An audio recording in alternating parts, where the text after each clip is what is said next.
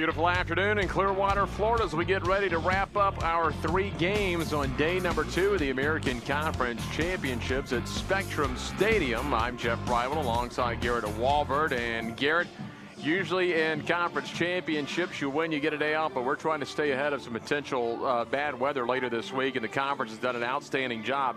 But the 2 winners are going to turn around and play a doubleheader. We're about to see UConn and Wichita State. UConn with a nice win prior to this one, 4-run victory, 6-2 over Cincinnati. And Wichita State winning their first game ever in American Conference Tournament play. An upset. The 7 seed took down the 2 seed USF Bulls.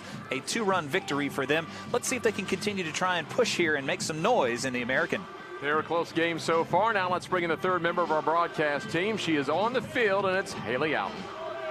We're happy to have you with us for our 3rd and final game here of the day at Spectrum Field between UConn and Wichita State. And Husky and Shocker fans, you guys have been awesome all day long, so keep those comments coming. Let us know where you're tuning in from, and hopefully now that the workday is winding down, our streaming numbers are going to go up, and we'll get a lot of conversation going during this game. So happy to have you with us and looking forward to a great game. Thank you very much, Haley. We'll check in with Haley throughout the game.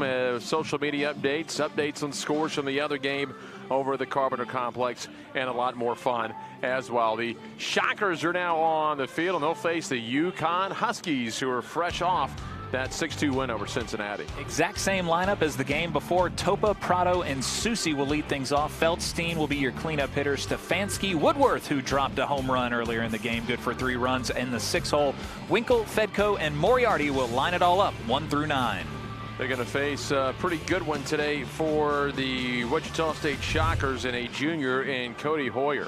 Cody, 6'4", 195 pounds. He's made 14 starts on the year. Has 2 complete games to his credit. He's 6-5 with a 4.1 ERA. This is a great option for Coach Butler and his team. In 74 innings pitched, he's struck out 77, allowed 65 hits, and opponents are hitting .233 against the right-hander. So that is how it is, the lineup and the starting pitcher. Here's how they'll line up for Wichita State defensively. Troutwine behind the plate. Jennison, Ritter, Boyer, Bohm in the infield. Kadena, Young, Jackson in the outfield. And again, Hoyer on the hill today for the Shockers.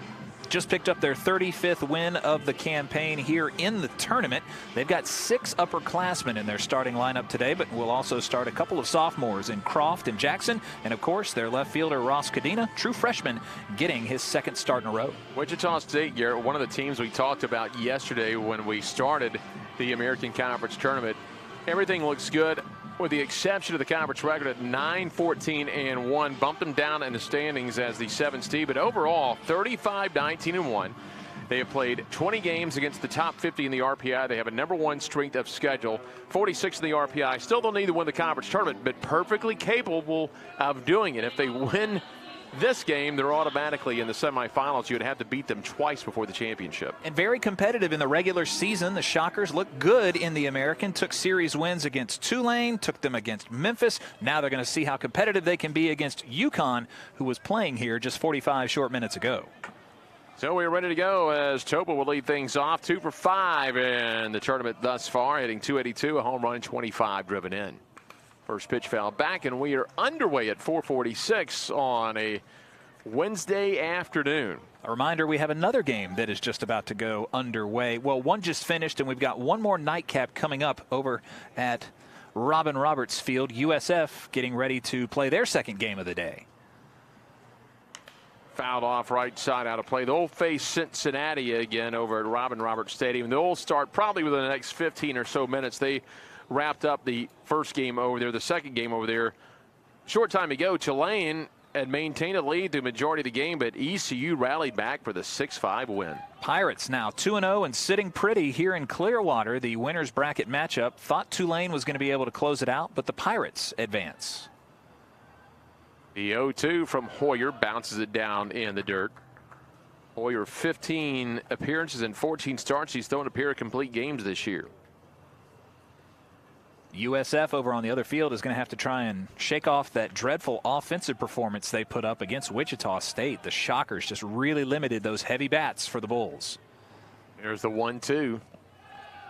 Down low earlier today in USF. McClanahan labored. He went 5 innings. Yeager threw 3, Ragsdale threw 1, so didn't have to get in the bullpen too much. Cincinnati got a really nice start from Allred today, and then Kuhlman finished it up. So both teams about even bullpen-wise. 2-2 offering now from Hoyer. And the dirt 3-2, now a full count. Wichita State will be the home team by virtue of them being the visitor earlier today. They're the 7th seed. Of course, the Huskies, the 3 seed in the regular season in 2018.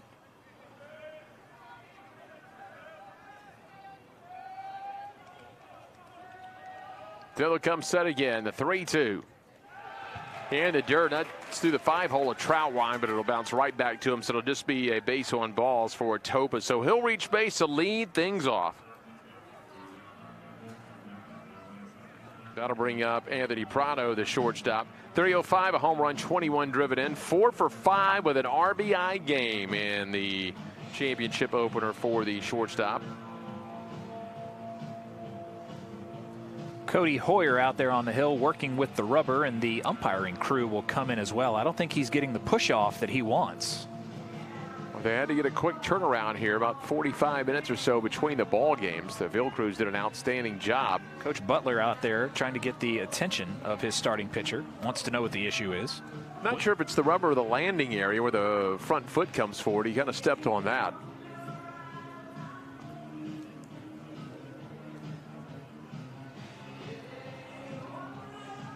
Hoyer, for his career, now a junior, went 1-1 as a freshman, 2-2 last year, made 23 appearances in just 3 starts. He's 9-8 all time at Wichita State.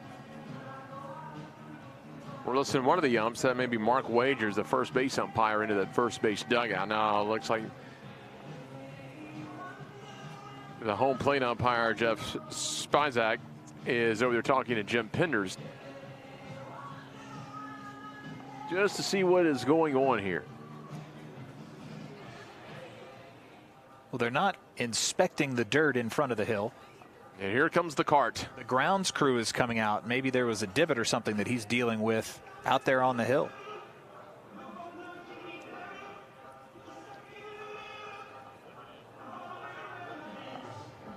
Grounds crew to the rescue once they saw that cart turn the corner. Come barreling down the warning track. Well, let's see what it does. They can get some clay or water it down and tamp it out. That's probably what they're going to do. They're going to bring the rake out.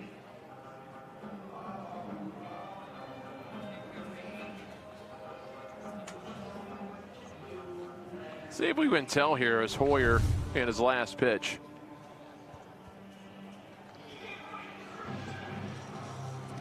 That could be a matter of spikes there. He also didn't like the way that he landed.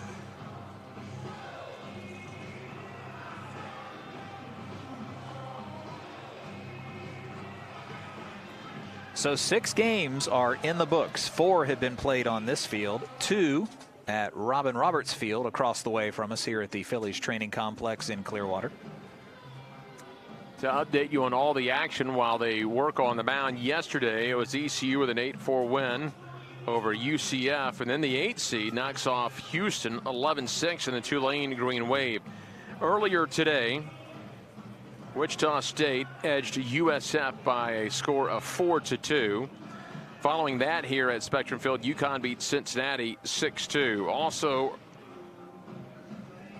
earlier today, it was Houston. They knocked out UCF, so UCF is eliminated. They are 0-2. They are done for the week, and they will await anxiously on a potential NCAA bid, as UCF came in with a record of 35-19, but they're 35-21 now.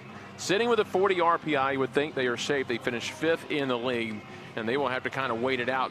What UCF's going to root against is a Wichita State coming through and winning this bracket and maybe knocking out their position. Again, ECU just beat Tulane. Both Tulane and ECU still alive. That was a winner's bracket game. And again, USF and Cincinnati about to square off here shortly. And that'll be another elimination game taking place today. USF 32-19-1 at 24 RPI after the loss earlier today. And USF second place in the top 25 RPI should be good. Well, they've got it raked out, tamped down, and we are going to get back underway. In the leadoff man, John Topa draws the leadoff walk. Here is Anthony Prado. 305, a homer, 21 driven in. Prado enjoys hitting in Clearwater. Over the last 2 seasons, he's pounded out 14 hits in this tournament alone. First pitch, a slider off the glove of Troutwine, but it's good enough for a strike.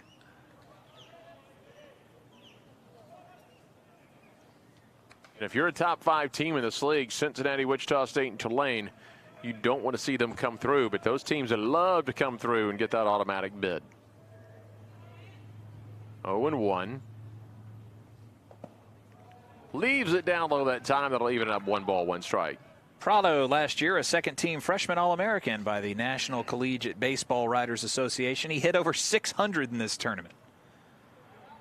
Wind has shifted. We've seen it blow out the first 4 games, but it shifted out to right field. That's the first shift we've seen this weekend. Now, traditionally in the past, it's blown out to left, and once the sun sets and you're from this area originally or lived here for a while, I remember it shifting out toward right field. But last night with the storms coming through, just stayed out toward left. We've seen the air currents pushing out to left in today's ball game. A couple of balls have cleared the wall. I'm sure the left-handed batters finally glad to see the wind turning. Prado has led UConn in hitting the last 2 seasons in a row. Pounded out 69 hits last year. He's got 65 on this campaign with some postseason games to go.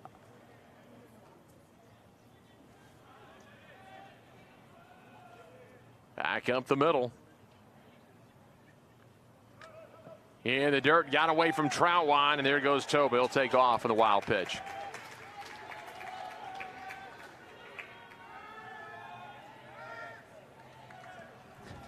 Tough early going there for the starter, Cody Hoyer. The mound not to his liking. This ball gets away from him. Hasn't been able to get into a groove yet against UConn early on.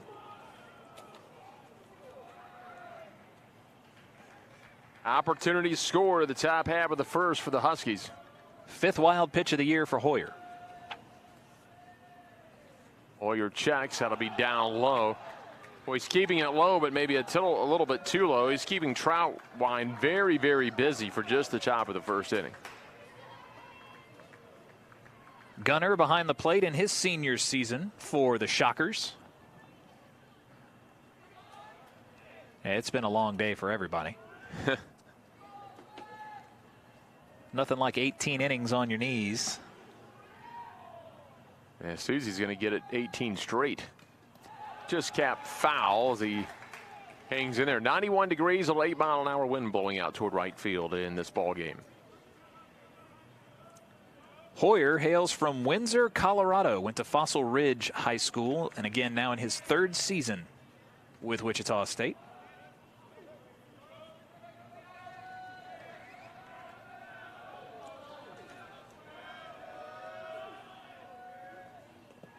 Comes the 3-2 down low. Back-to-back walks for Hoyer. And the Huskies have something going with the heart of the order coming up, starting off with Zach Susie. There's just something uncomfortable about that hill for Hoyer. He doesn't like it. He hadn't been able to get into a rhythm. Now, this is a guy who on the season has 14 starts under his belt, an ERA around 4. The talented pitcher. Just needs to find a way to get comfortable out there, and it's going to be tough with 2 men on and nobody out. They're going to call one of the grounds crew back out to rake out the front of the mound. He's going to water it down a little bit now. But a little thing, I'm not saying it's a little thing. I'm not the one stepping into whatever's going on in front of the mound. It gets in your head, really plays with you. But that also, any little thing can affect that pitcher coming down off that mound.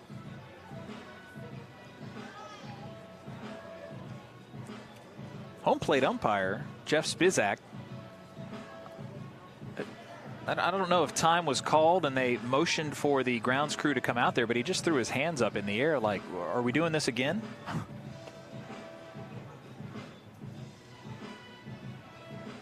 That's a first base umpire over there as well, trying to get it on, get him moving along. Mark Wagers.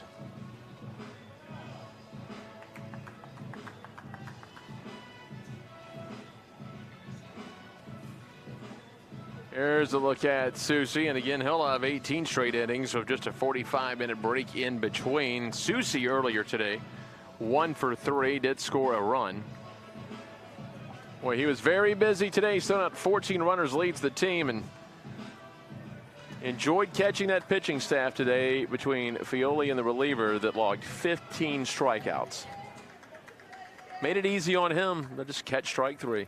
Fiole and Wallace did a nice job combining to get the win. The first and second, nobody out for Susie. Left-hander.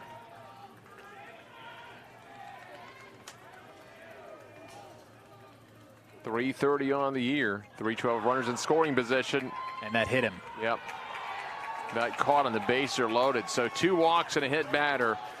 Throw a wild pitch in between. That's 4 freebies issued now.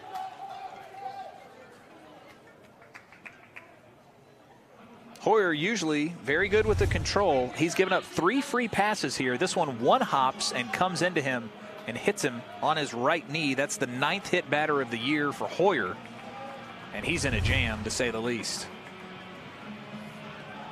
Now UConn to jump out big here with Isaac Feldstein, the right fielder, 287, 12 doubles, 13 home runs. Was 1 for 3 with a pair of ribbies earlier today.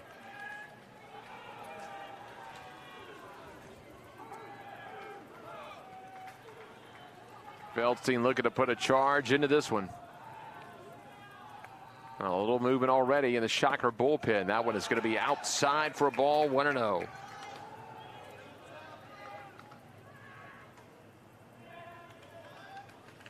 Be eager to see when Chase Gardner gets out there what he feels about the mound. 1-0 now from Hoyer. Swing and a miss, tailed away from him. Now 1-1 count. Right now, Hoyer and Wichita State would gladly trade the double play for a run early on in this ball game.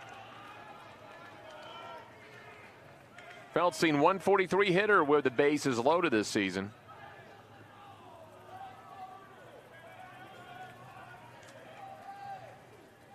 One delivery.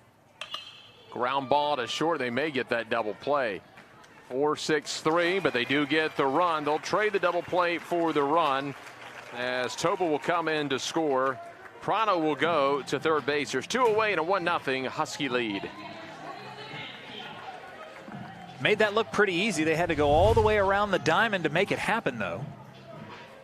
Stefanski will come to the plate, falling backwards, makes the play on the line, over to first in time, but the run comes across. 51st double play of the year turned by Wichita State, and for the Huskies, just the 31st they have hit into. You'll leave that one down low. I don't think Coach Todd Butler was expecting to have a arm up in the pen in the first inning, especially with Hoyer on the hill, but they brought up number 26, Liam Eddy, a freshman right-hander who's getting warm. Remember, it was the bullpen that was the hero today earlier for Wichita State. 0-1 down low. Adam Keller just went 2 innings and 51 pitches, but it was Keelan Kilgore out of the bullpen. 6 innings, 4 hits, 1 unearned run, a walk, and 7 strikeouts as he notched his 4th win of the year in that win for the Shockers.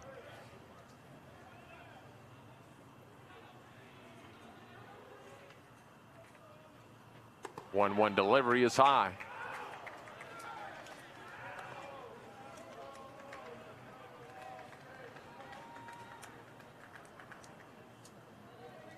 And again, a point that you made earlier today, Chandler Sandburn came out to get the save, and with just 8 pitches thrown, he would be available later today if this game remains close. Potential another save opportunity. That one fouled off left side, now 2-2.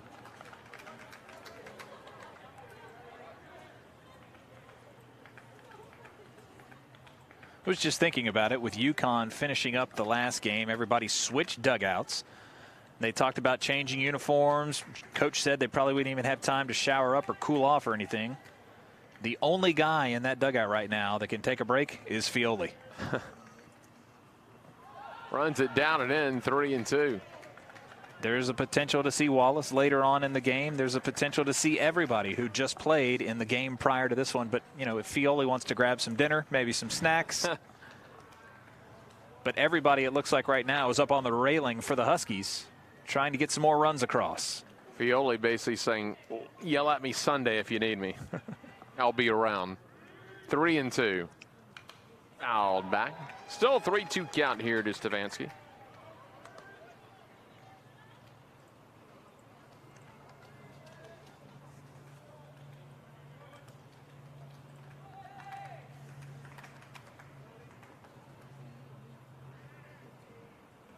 They should be about ready to get it away over there, USF in Cincinnati. Slider just misses down and in. 3 walks and a hit batter in the first inning. But could still get out of this thing with just 1 run. 24 pitches so far for Hoyer. As Troutwine out in front of the plate. So runners at the corner. Stefanski over at first base. He has 12 steals. Prado stands at third base. Woodworth 2 for 3 with 3 runs batted in game 1 today. Hit his 4th homer of the year. A towering shot that just made its way over the wall in the Frenchies. Hoyer with another ball there. His high this season for most walks in a game is 4. He's got 3 already in the first. See if he can settle down here with runners on the corners. 1-0 pitch. There's the strike. Right into the letters. Now leaving things up at 1-1. Sun setting behind the third base portion of Spectrum Field, so it'll be in the eyes of the first and second baseman as well as the right fielders for a while. Could affect the center fielder a bit. 1-1 check swing. He holds back with the ball in the dirt. Woodward 312 with 2 outs, 381 with runners in scoring position. In 5 doubles, 4 home runs, 22 driven in.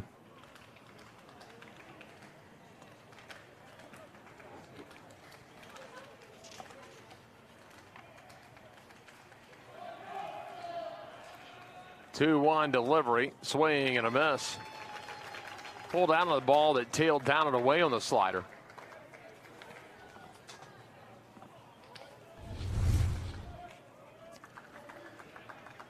Hoyer kept that away from his bat. Nice job to keep that one down low.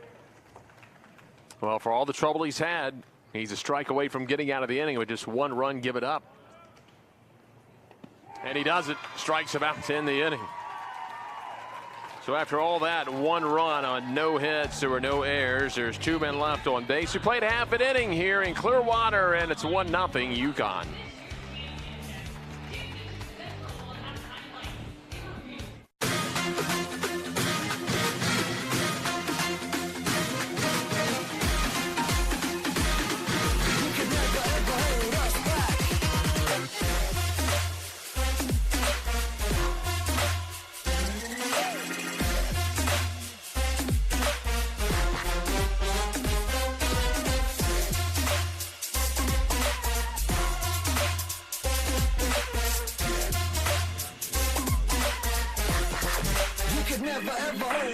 Oh, that ball is hit deep. Left field. Way back. That ball is gone. Double play ball potentially striking Stalls over to first. In time double play, and that ends the game.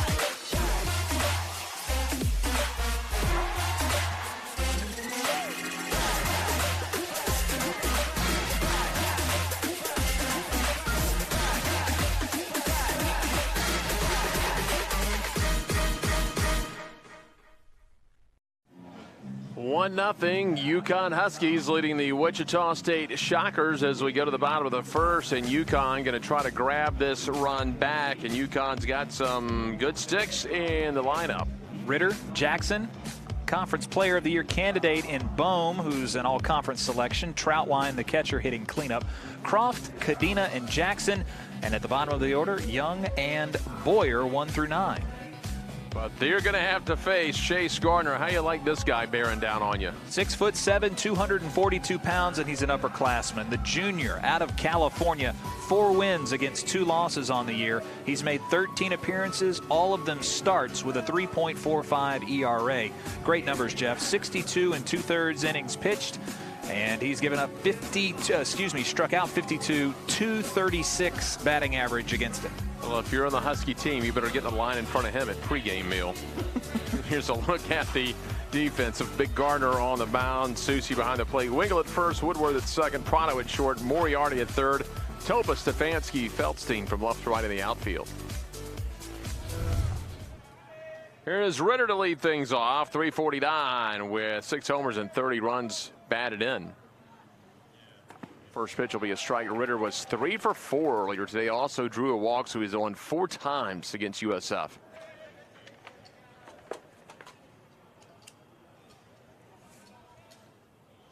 Wind up by Gardner.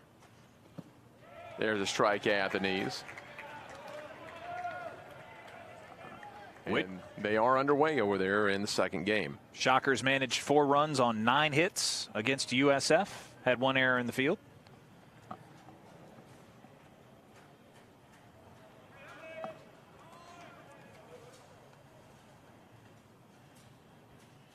Gardner's 0-2, leaves it high and outside. Couldn't get Ritter to chase after it. Ritter this year, 24 walks, 39 strikeouts. As a team, they came into the tournament 253 walks, 382 strikeouts on the year. 1-2 pitch, swing and a miss, came in on him, and there's 1 away. Really nice breaking stuff there. 79 miles an hour. Strikes out the leadoff hitter. Gardner comes from an athletic background and a West Coast background. His grandfather played football at Oregon State. His dad played quarterback at K-State and later transferred to Cal. Well, he spent the first 2 years at a junior college. His first year with UConn has been a good one. Grayson Genista, the first baseman, 316, 9 homers, 37 driven in. Breaking ball down and in. Genista was 2 for 4 today with a walk.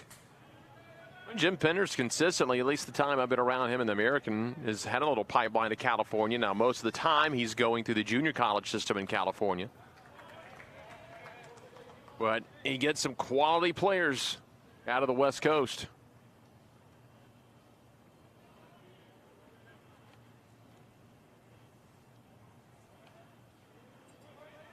One count here to Genista. Lefty matchup. Goes after it, pops it up, floats it over to third. Easy play for Moriarty, and quickly 2 up and 2 down. Moriarty will get that ball back and flip it to Gardner. Alec Boehm will come to the plate now. Boehm, got to be careful with him. Big 2 RBI knock in the previous game against USF. Leads the team in batting average, a preseason All-American, and a semifinalist for the Dick Hauser Trophy and the Golden Spikes Award.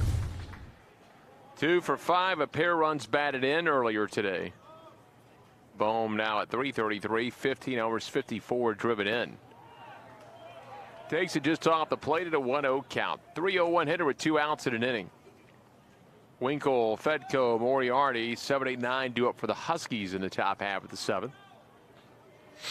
Both teams were, well, UConn was home team. Wichita State was visitor today. That's how they have flipped UConn visitors here in this game.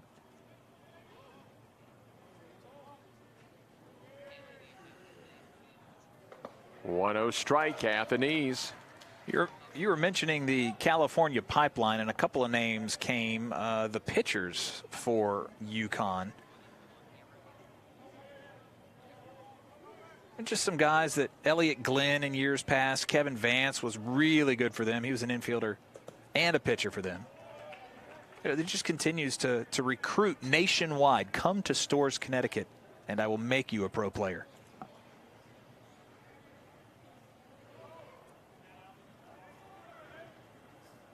Two and one.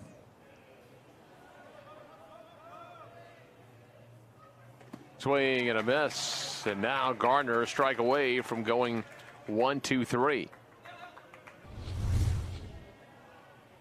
The Shockers today 4 runs on 9 hits in that win.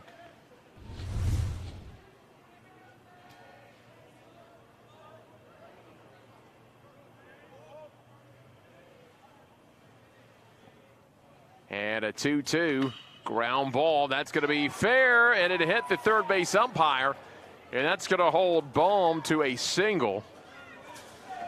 Now, tough break for him.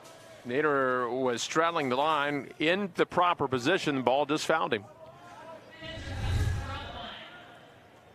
So what could have been a 2-out double, a 2-out single. He's hit a couple of balls hard down the line today, and the reaction by the head coach on the third base side is pretty priceless. He took extra bases away from my all-conference player there. But the game continues. If Gunnar Trowerwine can bring him around. 3-11, 7 homers, 48 runs batted in. Ball's down low, 1-0. Trowerwine, 237 with a pair of outs. 344 with runners on base.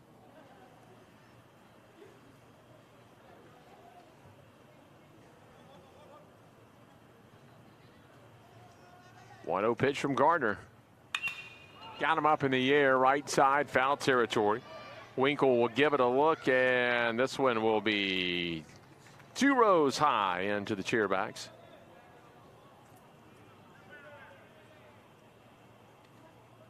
So after Gardner struck out Ritter and Jenniston, Bohm singles to third base.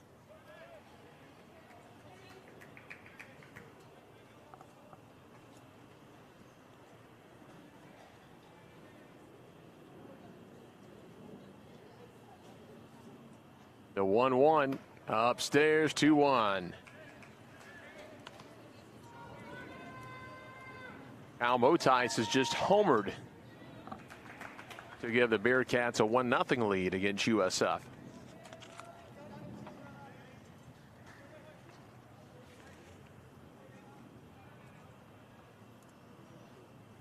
Here, one pitch fouled off, and again a strike away from getting out of the inning.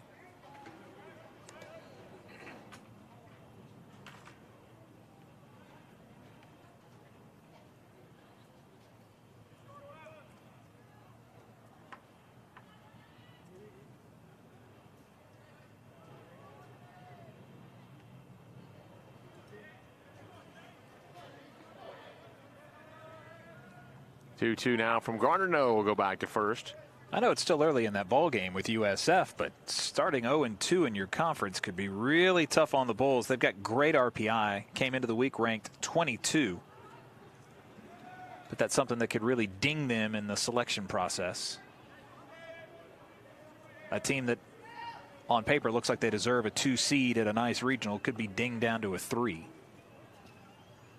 2-2, that's going to be low. Well, and they're just underway, but if Cincinnati were to pull the upset, you've got your 2 Florida schools, 2 of your top 5 already out of the tournament. You're talking about some seeding, and again, Wichita State, Tulane, Cincinnati could replace them. But you never know if you make it to the championship game and you take that automatic bid. 3-2 delivery, fouled out of play. Gardner wanted to put that one on the outside part of the plate, 89 miles an hour. See what he can reach back here with full count, man on and 2 outs.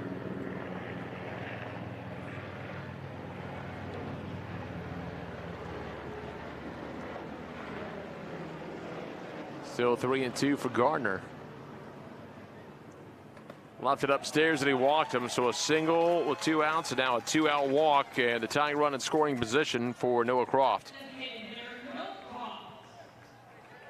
Quickly, Susie jogs out the taunt to Gardner. And here comes Prado in from short.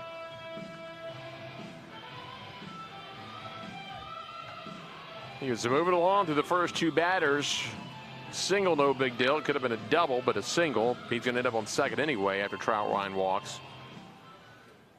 Croft 302 this year. A pair of home runs and 11 driven in. 0 for 3 earlier today. Did draw a pair of walks.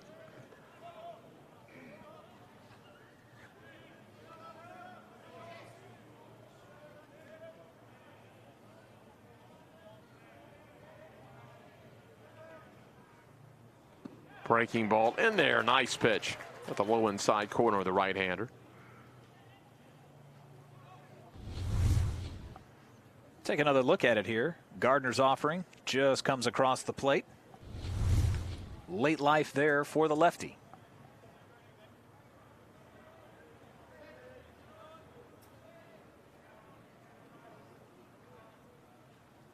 The 0-1 chops it foul. Came back with the same pitch. He got it off the handle.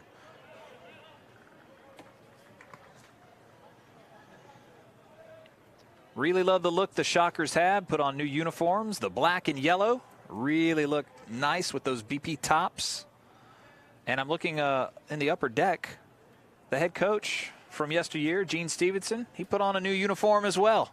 Got the nice black polo on, black top, looking good. I like the gold tops. That's what I remember from the 80s. 0-2. Just misses at the knees. Can you imagine the mementos that man has from a life in baseball? I mean, alone in conference tournaments, his teams won 17 titles. 26 trips to the NCAA regionals. I'm sure he's got lockers of stuff he hasn't seen in years. That's probably just from Omaha. Yeah, I mean, it's hard to imagine.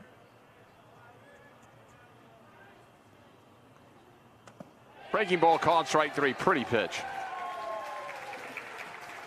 No runs, 1 hit, no errors. They'll leave a pair of men on base, and Gardner has struck out 2 in his first inning. And after 1, it's a 1-0 UConn Husky lead here in Clearwater at Spectrum Field. In the meantime, let's head down to the third base dugout and Haley Alton.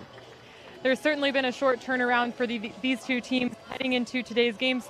Shorter for some than others. For UConn, it was very quick, not a lot of time to do much. But for Wichita State, they had about 3 hours, so they took the 30-minute bus ride back to Clearwater and back for time. Quick lunch, and even a few players were able to take a quick nap. So a short turnaround for both teams, but Wichita State able to actually go back to the hotel between games. Thanks a lot. Trust me, feels good out there to get a shower, get some tri-clothes on, and maybe to get about 30 minutes to get a bit of a rest. And turn on the American Digital Network and see what your contemporaries are doing. Sure, they were glued to that, especially when Cincinnati cut it down to that 2-run game before UConn pulled away. As you took a look at Alex Bohm over at third base. Well, let's see how Hoyer does here. I like the way the Shockers wear the pants up high, too. Most of them showing the sock, the gold ring around it. Hoyer again called out the grounds crew on 2 different occasions to work on the front part of that mound. You see a little bit darker where they had to sprinkle a little bit of water and tamp it down. Walked 3, he hit a batter, threw a wild pitch.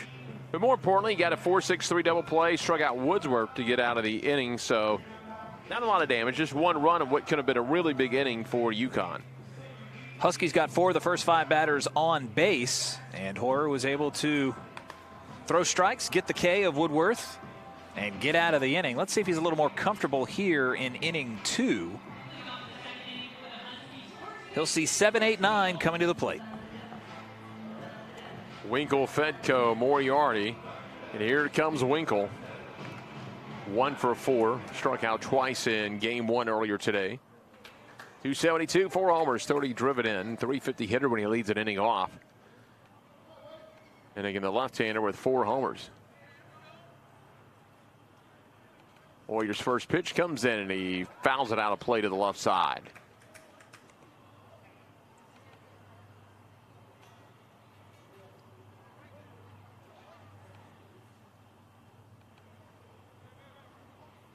Hoyer again gets set as he waits for Winkle to dig back in.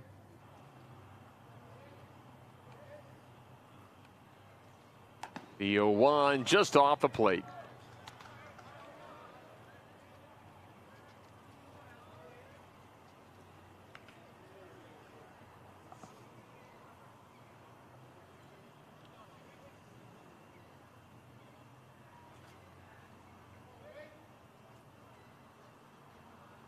Here's the 1-1. Just sailed that one up and out. Not a lot of velocity there, 83 miles an hour. Maybe tried to hook a curve that just didn't want to come down, but that gets by the glove of Troutwine. Jeff, I think you noticed on it earlier, but the wind blowing out through right center field right now, and see what the left-handers can do to take advantage of it. 2-1 is a strike. I believe it was the first year you and I called, the first year of the American, when we had those big winds out to right field, and it just seemed like a home run derby for all the left-handed hitters. I believe it was UCF had a pair of big left-handers that had a field day that week.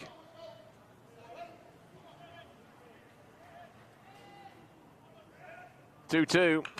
High fly ball in the center. Young back a few steps and makes a last-second adjustment to get back there and hauls it in. There's one out. Thought he had it tracked down, had to make that last-second step, but there is one up and one down for Christian Fedko, the designated hitter. Right over the heart of the plate, but just not able to drive this with much authority. It'll finish up in center field. Now one out in the inning. It caught a bit of the sun there. Fedko, the DH, 242, no homers and 27 driven in. Fedko 0 for 4 today.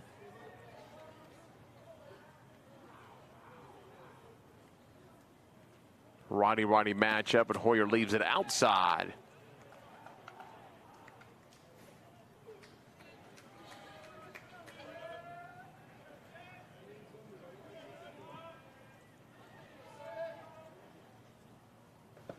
One 0 is a strike at the knees.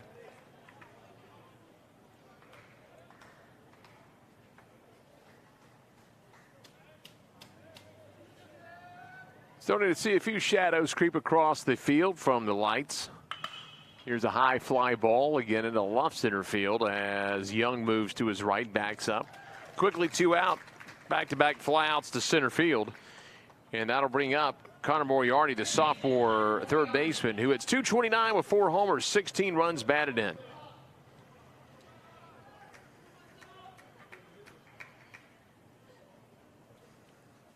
One for 4 to runs scored earlier today.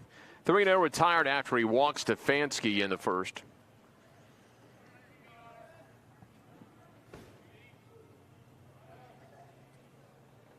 And that'll be off home plate.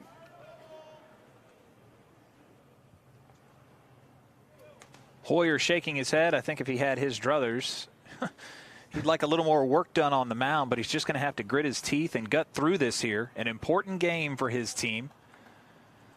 He's going to have to eat up some innings for the Shockers and pitch against this talented UConn lineup.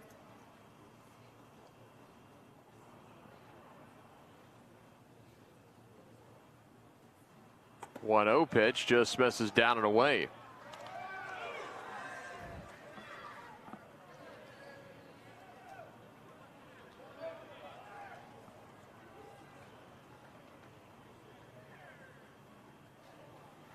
Now coming up. Dropped it up. Should be 3 flyouts to center as Young back to his left. And a 1-2-3 inning. All to Young in center field. No runs, no hits, no errors, nobody left on base. We're going to the bottom of the second. Still 1-0 UConn. This is a classroom. This is a lab. This is a study break. This is family. This is home. This is UConn.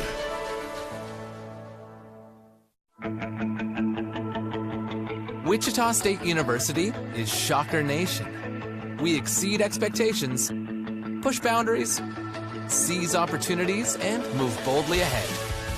We are student-centered and innovation-driven. It's who we are. Our vision is simple but powerful. Create, innovate, collaborate, and celebrate. With one unifying purpose: to shock the world.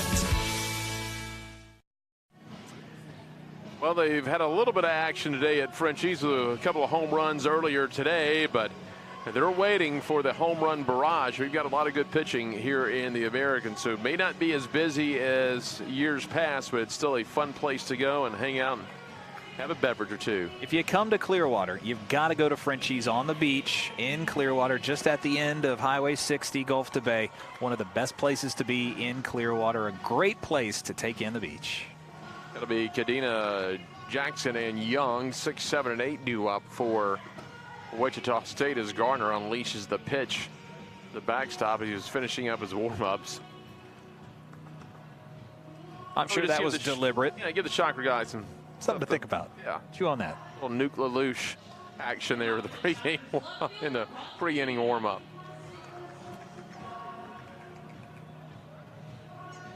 Beautiful St. Pete, Clearwater. Sunny skies, had some clouds yesterday, a little bit of rain, but it's been great weather ever since 9 o'clock this morning. Kadena will lead things off for Gardner in the first inning. A little bit of everything. 2 strikeouts, a walk, a single. First pitch, a strike to Kadena. 238, no homers, 8 driven in. His 19th game, 12 start for the freshman left fielder.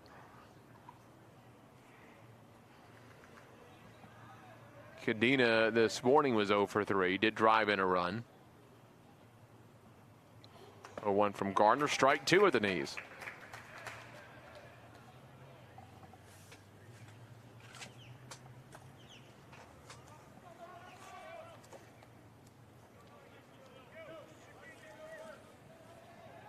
Back around the infield, straight away in the outfield.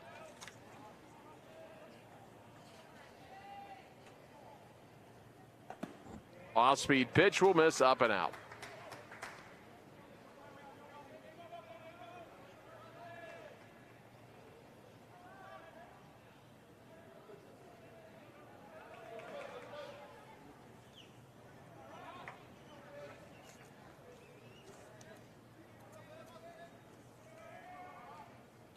Wind up in a 1-2.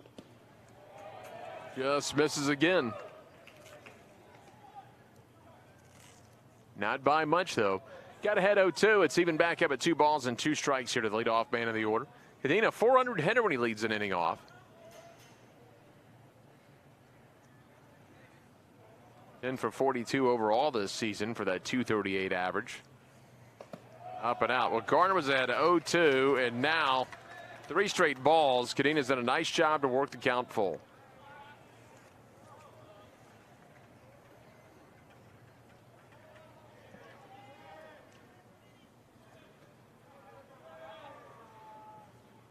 Ground ball back up the middle. That'll get through. Leadoff single for Kadena, the left fielder who bats 400 as leadoff man.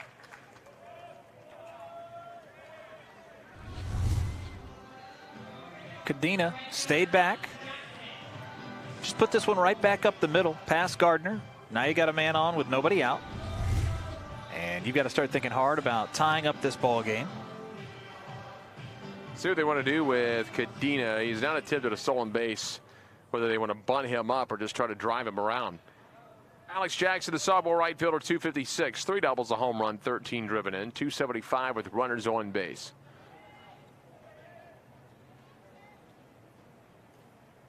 Lefty for Gardner. There's a strike on the outside.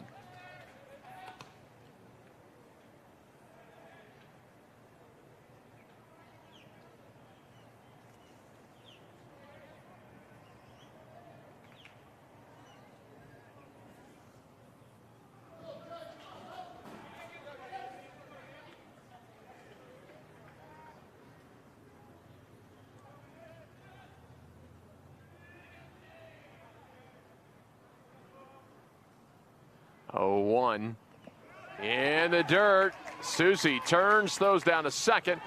That one will skip into center, but not far enough away for Kadena to advance any further, so he'll go to second on the wild pitch. Gardner with some struggles here in the second. That one gets away from Susie. Don't know if he just missed his spot or this is a ball that Susie couldn't handle himself. A one-hopper to the plate, and the runner will advance. Possibly could have been standing on third. Wichita State trying to win their first conference tournament since 2013 when they won the Missouri Valley. They lost their opener, Jeff, and won 5 in a row to claim the crown. Wins from that season were later vacated, but Last time they were in the NCAAs and won a conference tournament. A 1-1 to Gardner, and all of a sudden, chance to tie this ball game up. Swing and a miss on the slow slider to Jackson. Jackson just wants to pull one, get a fly ball to Feldstein or a ground ball over to Woodworth or Winkle, and that would push Medina over to third base.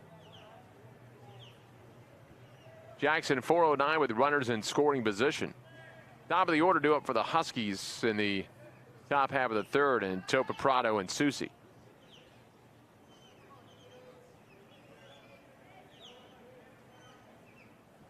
One, two, swing and a miss where the ball gets away, and everyone's going to advance a base.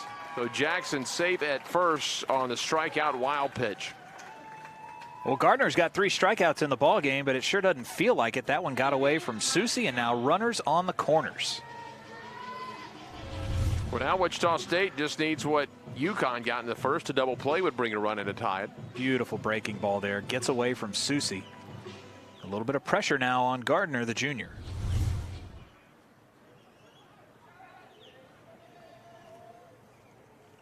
Travis Young, the junior center fielder, 261, 11 doubles. He's third on the team. Does have a home run and 20 driven in. 12 walks and 45 strikeouts. 350 hitter with runners in scoring position. You need something up the middle, fly ball or a ground ball. Up and out for a ball, 1-0.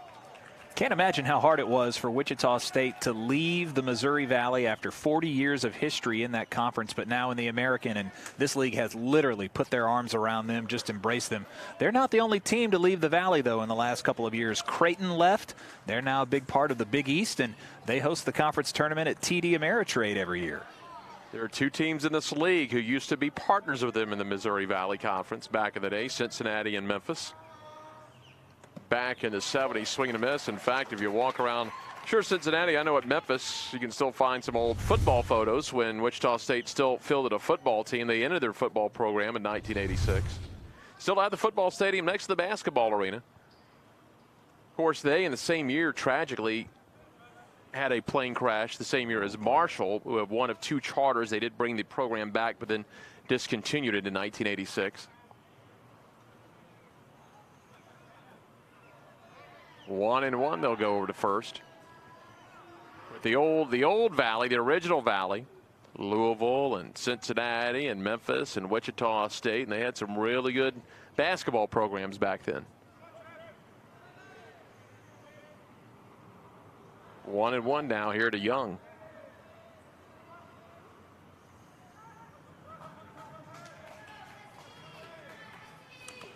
Chopped it foul over at third base. Young behind in the count now, but a good chance to be a run producer here. Nobody out. He's got 20 runs driven in on the year. Can the 8-hole come through? See what the junior can do against Gardner.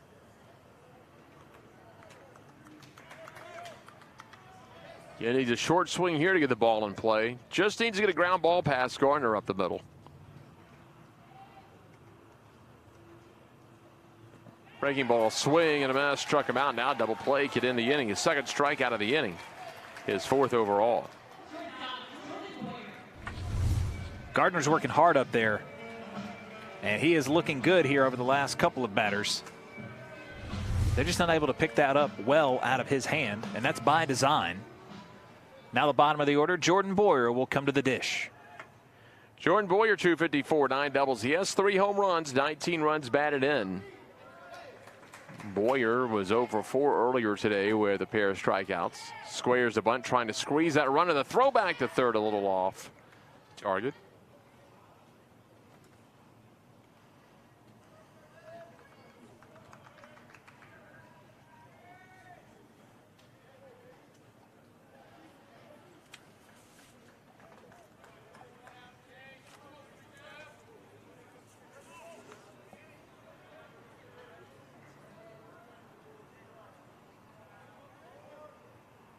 One-0.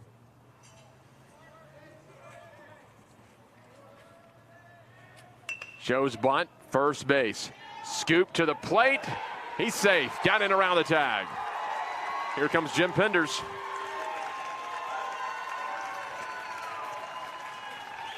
Winkle made a very hard play at first base, looked very smooth. Big tall first baseman flipped it into Susie, who quickly applied the tag, but not fast enough. That's a heck of a way to tie up a ball game. Well, they're explaining to Jim Penders exactly what happened is Cadena dove to the right side, the foul side of the base, able to sink the hand in. Meanwhile, Jackson alertly goes first to third. The flip from the webbing of his glove. Looks like his hand's in there safe. So first and second now. Jackson at second. Boyer at first. Here's Ritter, who struck out in the first. Tie game here now, bottom of the second inning. And Gardner will come off the rubber and look at runners back.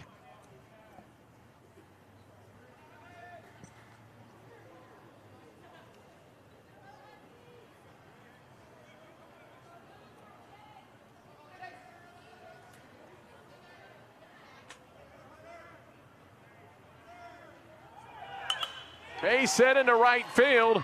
Another run's going to score, and the Shockers have the lead. The throw to third is high. Feldstein showed off a nice arm in right field, sailed a little bit high, but it was there in time. But it's an RBI single for Ritter. That brings Jackson in 2-1. Boyer goes to third, and Ritter at first base with his 31st ribby of the year.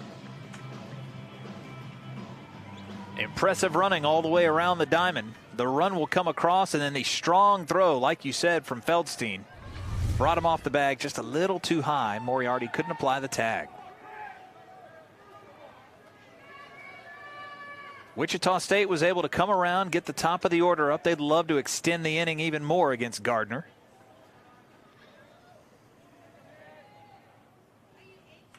Fouls it straight back. Runner at third, he doesn't need anything but a fly ball. Jennis, of course, he's thinking more. He popped up to third, little floater over to third in the first inning. So Jennis to 0 for 1 here, and 2 for 5 so far in the tournament.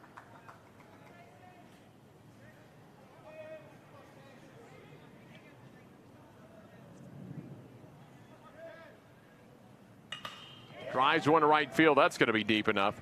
Feldstein leaps back. Had to jump up on that one as the wind carried it a little bit. So a sacrifice to right field for Genesta. The RBI will be his 38th of the year as Boyer will jog in from third base, and it's a 3-1 Shocker lead.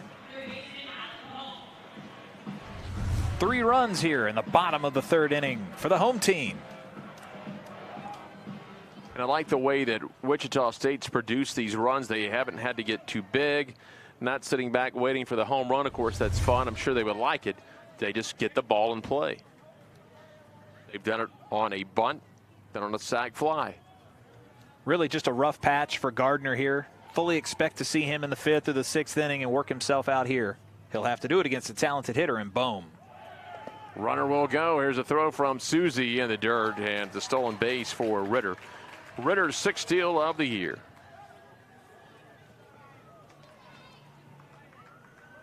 Bohm, his single, remember, just tucked it inside third base and then hit Matt Nader, the third base umpire. Now, it never affected anything. They got a walk and a strikeout, so it didn't make the difference between a run scoring or not.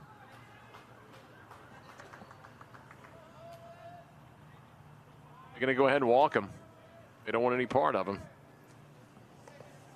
They'll pitch to Troutwine next, who walked in the first. Troutwine looking for his first hit in the tournament. So Bohm will be intentionally walked. He had the big 2 RBI double back in the 7th inning against USF in the game earlier today. This will be his first free pass of the tournament. He's got a pair of singles and a double so far in his first American tournament.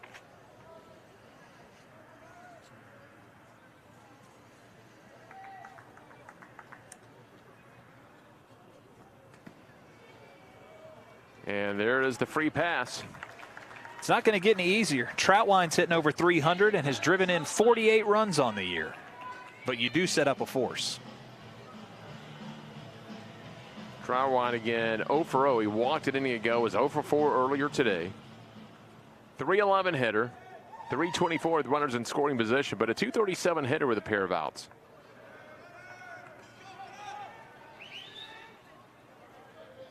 Troutwine again, 7 homers, 14 doubles. He'll take a strike. BP fastball down the middle at 89 miles an hour. 8th batter of the inning for Wichita State, and Gardner laboring a little bit there under the hot Florida sun. Troutwine still looking for his first hit in the tournament. If he turns on it, he could open this ball game up. He'll throw back the second, not in time. They've moved to the 3rd inning over at Robin Roberts Field, and USF's taking a 2-1 lead.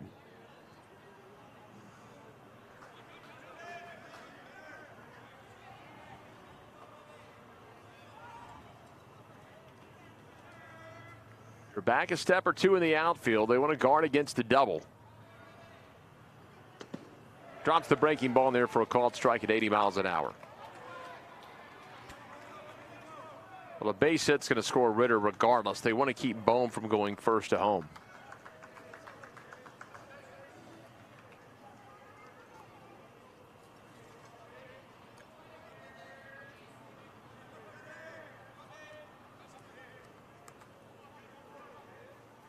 Gardner a couple looks back to the bag. Comes in, swing and a miss. Susie's going to have to get rid of it quickly. And he's safe. Now they'll throw back to third, a chance to get the out. They can't do it. Everybody is safe. That's the 2nd strikeout wild pitch of the inning. Bases are loaded. Ritter at third, Bohm at 2nd, Troutwine at 1st for Noah Croft.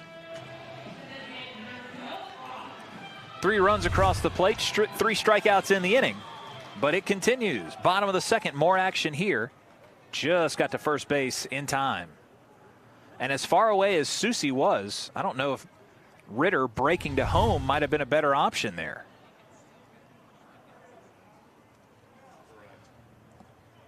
One of the rare instances you can have more strikeouts than outs in an inning.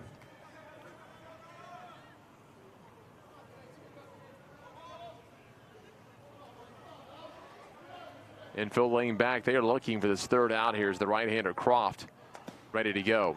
Holds back but takes the strike on the outside.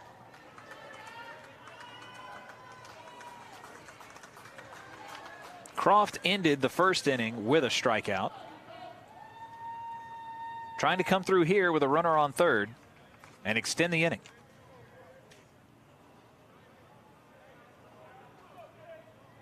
Comes an 0-1 pitch. And that gets away. Another wild pitch, and another run's going to come in. That'll make it 4-1 Wichita State.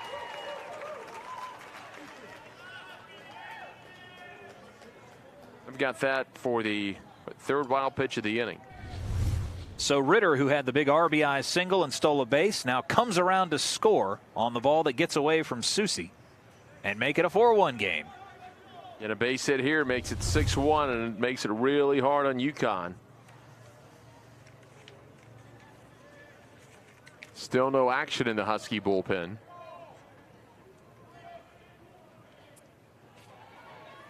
Croft was 0 for 3 earlier today with a pair of walks. Gardner's fastball is low.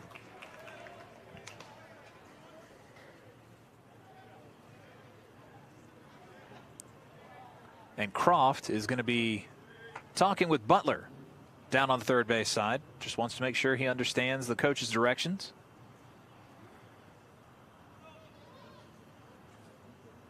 Croft, the 9th shocker to hit here in the 2nd inning.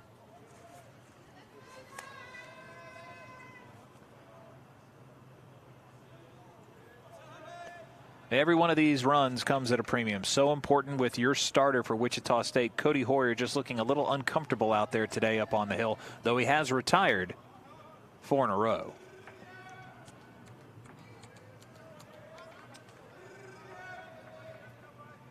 Gardner at the waist.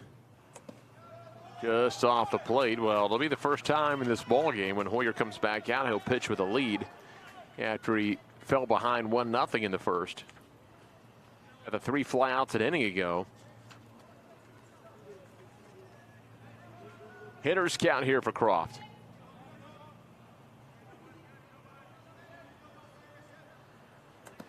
Swing and a miss, up and out. Just an 0.77 hitter with 2 outs in an inning. Some pretty good numbers, just not with 2 outs. 87 miles an hour on that last pitch. Croft might need to choke up just a bit. Over 4 so far in opening day action. Bohm standing off third, jumping up and down, just itching to come home and score. Misses outside and he walks him. Bases loaded again, and Cadena, who led the inning off with a single, comes back to the plate.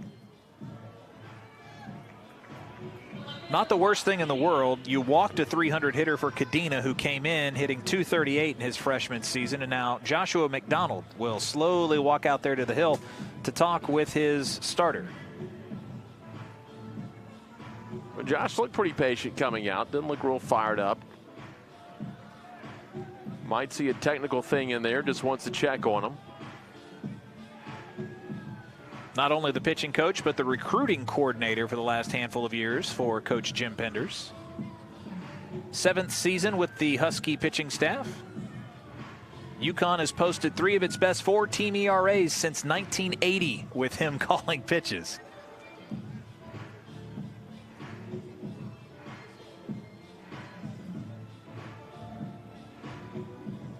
Now just double checking something out of the Wichita State dugout. Everything seems to be all right.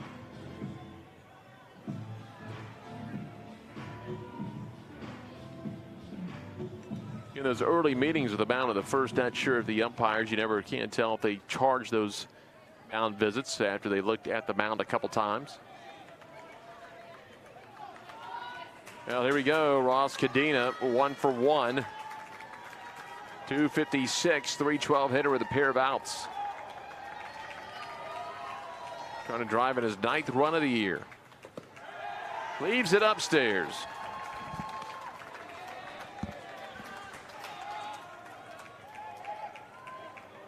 And Bohm at third, Trout wide at second, and Croft at first.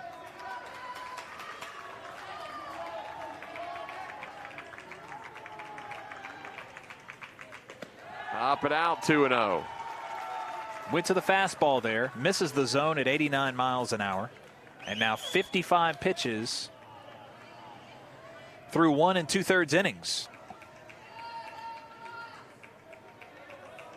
Croft's in good shape. He can sit back on this one.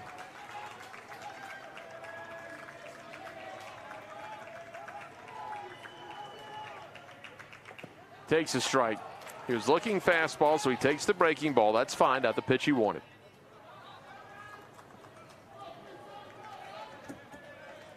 Steve Oshel out of Louisville, Kentucky, rooting for his Shockers. So is Adrian Love in Milwaukee, Wisconsin.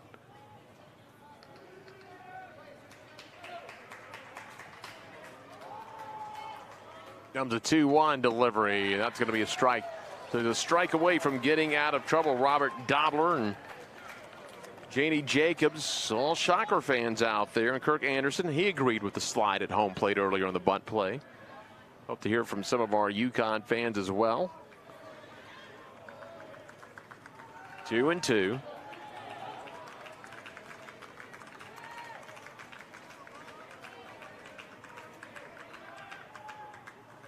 Gardner with the delivery, and he found that one straight down, hit himself in the shin or the foot. He'll walk it off. As Gardner will get a new baseball. Still a 2-2 count here, bases loaded. We are in the bottom of the second in the winner's bracket game, and it's a 4-1 Shocker lead. How that one right off the top of his shin on the left leg, it knocked away his ankle guard. But right now that thing is throbbing, and you got to get back in the box with the bases juiced and 2 outs. Cadena's tough. He's already back up and in.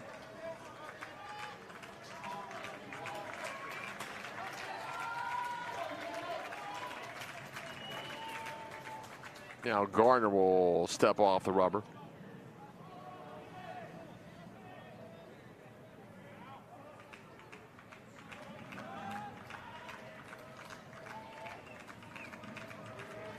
the belt. He'll do it again, and this one is laced just foul. Sliced it into the chairbacks.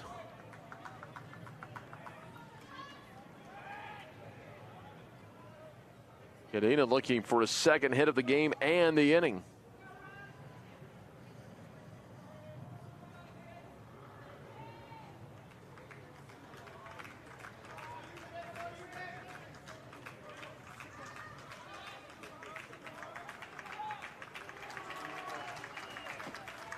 Two. Fly ball to left field. Topa looks like he's got it tracked down. That will end the inning, but not before Wichita State gets 4 runs in the inning. They did it on 2 hits, no errors. They'll leave 3 on, and it's 4-1 Shockers.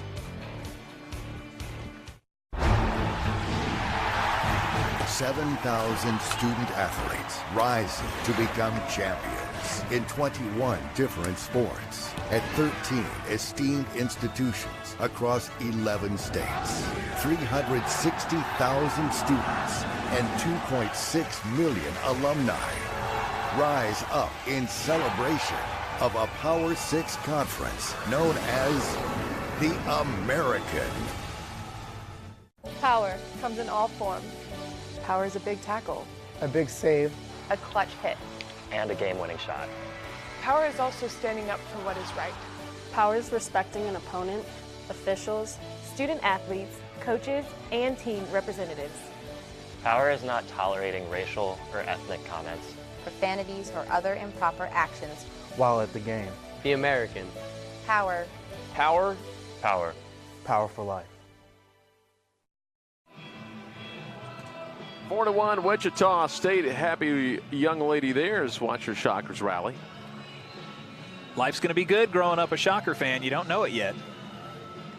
Your team's leading 4-1 here in Clearwater. Having a good time with Mom out here at the ballpark. Well, the fans enjoying the sun. What's left of it this afternoon is we're nearing 6 o'clock Eastern. Third game of the day here, 6th game overall. And again, we tip our cap to everyone, the conference staff, the staff here with the Threshers and the Phillies, accommodating the American Conference, the administration, and Scott Railing and his crew setting up that alternate stream over in Robin Roberts Field, and Jeff Sharon driving over from Orlando to do the play-by-play over there. We've been seeing a lot of school colors for the teams that have come down. Their fans have kind of helped fill up the ballpark, but I've also seen some jerseys for the Tampa Bay Lightning, the Bolts, playing tonight, Game 7. So we're not the only game in town. Tampa also focusing on Game 7 of the Eastern Finals. Opted foul, offside. It's been a good five or so years for Tampa. They had the World Series appearance and some playoff runs with the Rays, and now the Lightning. John Gruden, I know it's been a while, but finally brought that Super Bowl to Tampa Bay. Drafting Steven Stamkos will do that for you. They have had a nice run with him.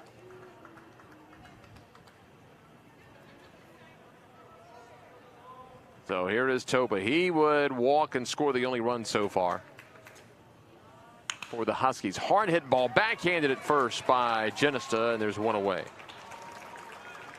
That was a quick turnover for Genesta, moving to his right. Topa hustled down the line as well, forcing him to get up quickly and make the play. One hop, and he's in nice position to make it. Backhand, and he'll cover unassisted. Anthony Prado walked back in the first. He was stranded at third.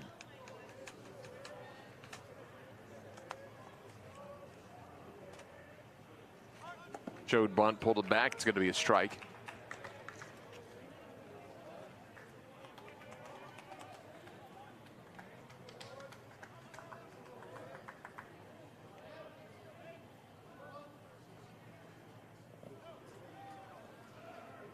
Leaves it down now. 1-1 count here on Prado.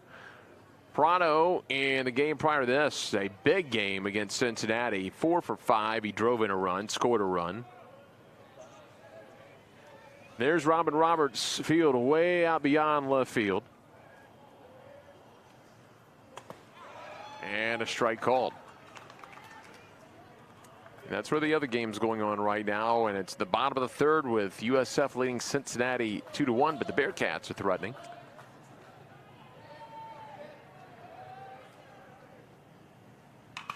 Your line drive back up the middle.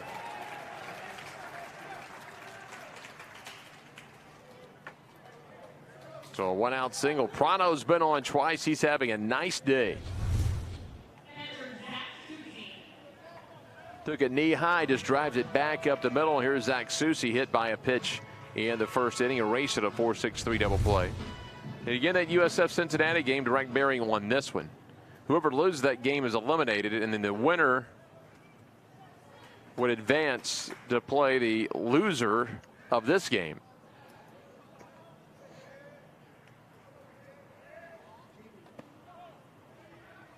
Ball high to the left-hander, Susie. 330, but a 361 hitter with runners on base. 9 doubles and a home run.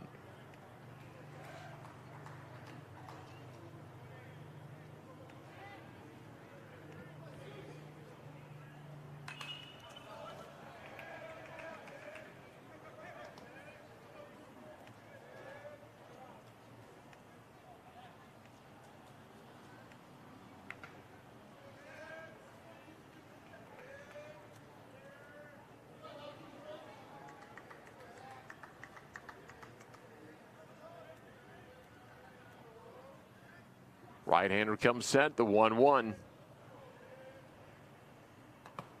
Just missed outside. So right now both Hoyer and Garner laboring to find the strike zone.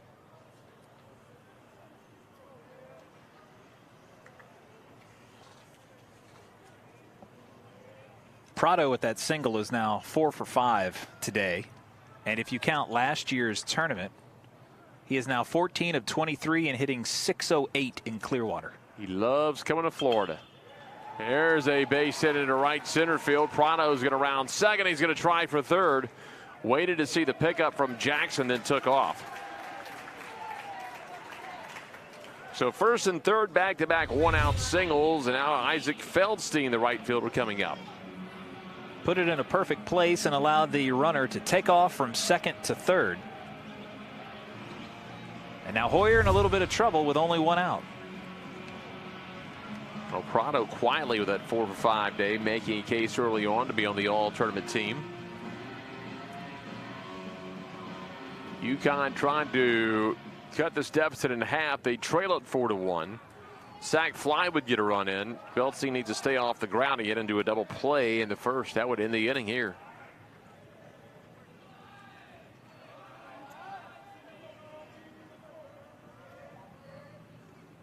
And the first pitch, a strike. Good footing on that effort by Hoyer. 90 miles an hour to the plate. You can see Hoyer here in the third all the way up in the mid-50s on his pitch count.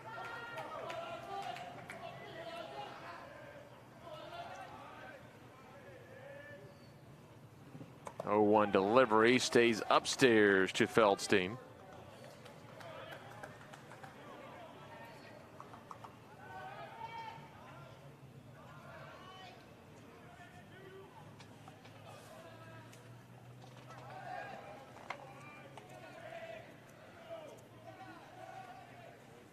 One swing and a miss, up and in.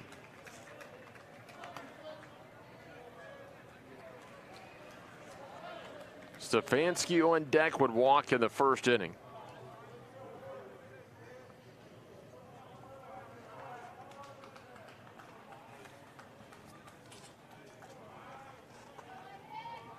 Outfield straight up. The infield lays back. They're looking for that double play.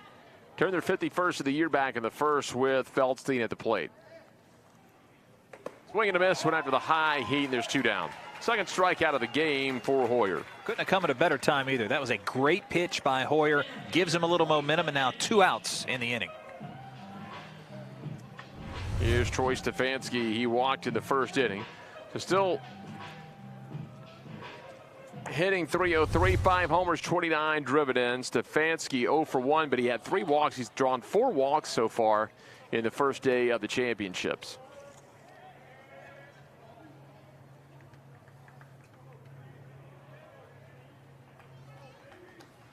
Big deep breath for Hoyer. Delivers a strike on the outside of the lefty.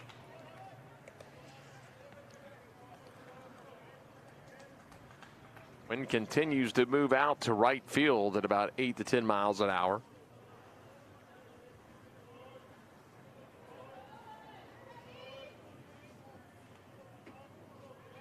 Oh, 1 pitch. That'll come down and in, backhanded.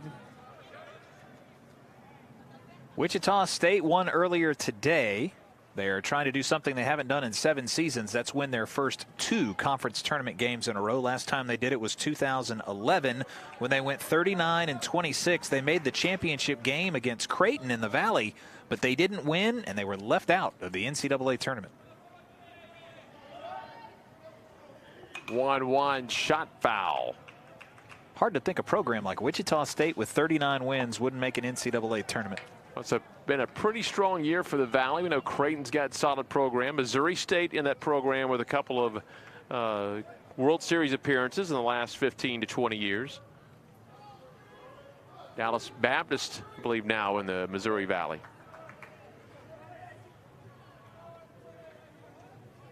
Comes the 1-2. Runs it down and in, a delayed steal. They're going to have the rundown between first and third. Let's see if they send their runner. They will at third, but they do apply the tag, and so they get Susie. Was not able to stay in the rundown long enough to allow Prado to break and score, and that will end the inning. So they get no runs, 2 hits, no errors, a runner left on base as we move to the bottom of the third. 4-1 Wichita State. Let's check back in with Haley Allen. We talked a lot yesterday about the stadiums and facilities across this conference, and that's probably one of the best parts about covering the American is going to each school and seeing each setup at each institution. So for UConn, J.O. Christian Field is getting some new additions in the coming year, a 3-sided stadium with 1,500 seats.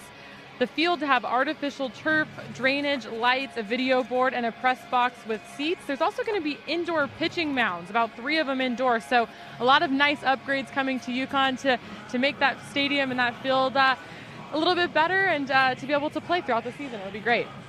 The nice looking ballpark there, the graphic they just put up here on the ADN. Again, as you mentioned, much needed. If you've ever been to J.O. Christian, you would be even more impressed at the job that Jim Penders has done with the UConn Huskies. I've always enjoyed the stadium they have out at Wichita, X Stadium, big time stadium. They've renovated it over the years since building it up. Got a brand new video board within the last 2 seasons. They've hosted NCAA regionals there, and you can have some big, raucous crowds. What I love about it is if you're in the center field looking in towards home, it's got a similar press box like they used to have at Rosenblatt Stadium. Just elevated right above the grandstand. Just a very classic look out there in Wichita. I don't know if you ever did a game at old Redbird Stadium in Louisville, the old football stadium they converted into baseball, but they had the box that hung off the roof, and it didn't take literally but 1 or 2 people on the catwalk to feel that thing bouncing up and down. Again, I heard it was very scary once Louisville football got in there, but they've had their upgrades. But that was old Redbird Stadium with the press box that would hang off the roof. It'll be next door to Freedom Hall. Right. I did some games at Patterson Stadium when I was working with USF, and boy, that is just a great facility that they committed to up there. So now Gardner back out for his 3rd inning of work, trying to slow down what was a red-hot offense for Wichita State. They put 4 runs on him in the bottom of the 2nd. Hoyer has thrown 56, but Gardner in the ball game has thrown 62 pitches so far. So a pair of high pitch counts, and that's kind of been the theme, with the exception of the game that you and I just did, UConn and Cincinnati. The prior 3 games and now this one. We've seen the hitters been able to get pitchers in extremely high pitch counts in the first 3 innings. Here we go. It's Jackson. He struck out but reached on a wild pitch an inning ago. 2 of the Shockers did that. Kind of brought the bat around like he was going to show bunt. Yanked it back, but he'll take the strike, and it's 0-1.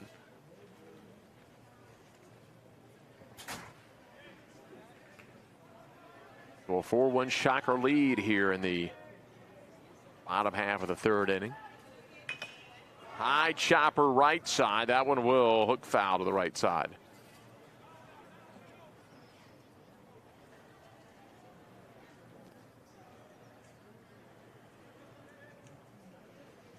They're going to have Feldstein relatively deep in right field.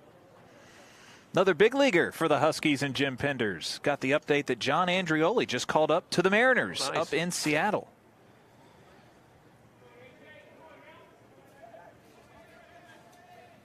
Now that'll make him happy after the game when he's able to find that out. Another big leaguer for the Husky program.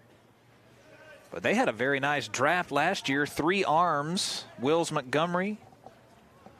A couple of other guys taken in the 2017 draft, and then the year before, I mean, was just a banner year for the Huskies. 0-2 in the dirt. Anthony Kay, Tim Cate, that 2016 team that won the tournament title. I mean, when you've got a first-round draft pick pitching for you, I mean, everything falls into place. That was just a great performance 2 years ago here on this diamond. Wasn't that Anthony Kay that pitched on opening day, and they brought him back for the championship, hoping to get a few innings, and I believe he went 7? Very impressive stuff. 1-2 in the dirt again, not leaving things up at 2 balls and 2 strikes. Susi does a nice job to block that one, keep it in front of him. He has been very active behind the plate today. Alex Jackson, 6 foot, 175 pounds, out of Texas in his sophomore season, standing in as a left-handed bat.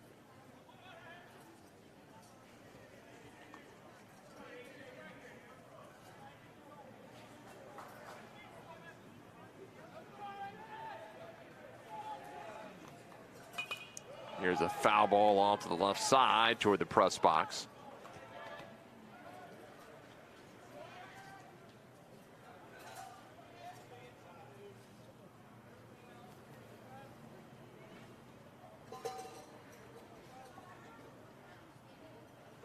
Wind blowing out hard through right and right center field right now, certainly favoring the lefty bats. You know, when they put together that stadium for Jim Penders, and it, you know, long overdue. Great program. Glad they're committing to it. They got to put a Hall of Fame in there too, because certainly the names that have come through. I think LSU did a nice job when they redid Alec Box Stadium, committing to putting a large Hall of Fame inside of their stadium. It's just something that when you go to the ballpark, it's an added attraction, you know, and a chance for family members and friends of those players that made a difference, won championships, a chance to look back and go, hey, we made our mark. Certainly a Hall of Honor at least.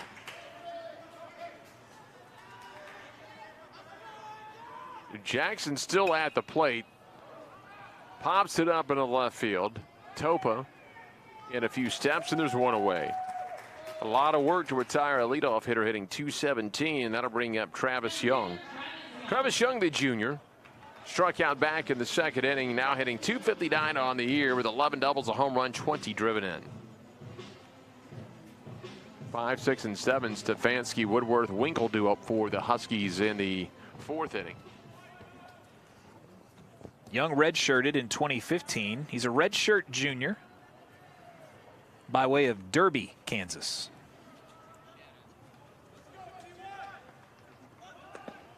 Here's a strike as he showed bunt. The light standards casting the shadow. Now you're starting to see the overhang creeping toward the third base line.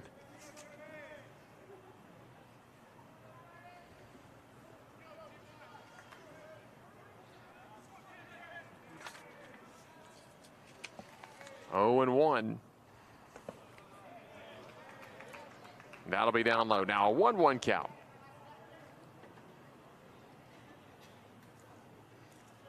Young was able to start 71 ball games across his first 2 seasons. Really had a nice 2016 when he hit .317 as a rookie. 1-1 shows the bunt again, and the strike jams him on the inside. Young's worked himself into an everyday starter now as a junior. Let's see how he missed it. He pulled the bat back, and that one goes across for called strike 2.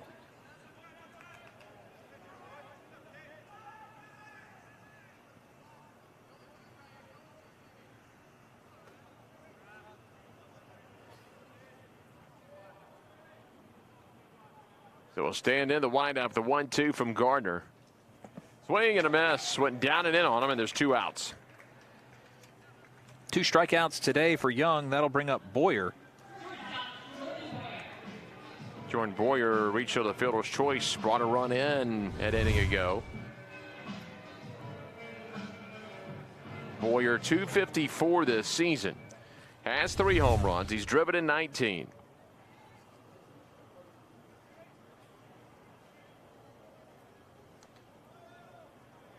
Again, 5, 6, and 7 due up for UConn at the top half of the 4th. Outside of the called strike, 0-1.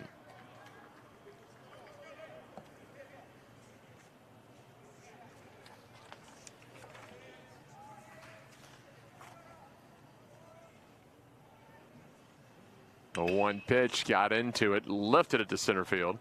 Stefanski backpedals, makes the catch in a 1-2-3 inning. No runs, no hits, no errors.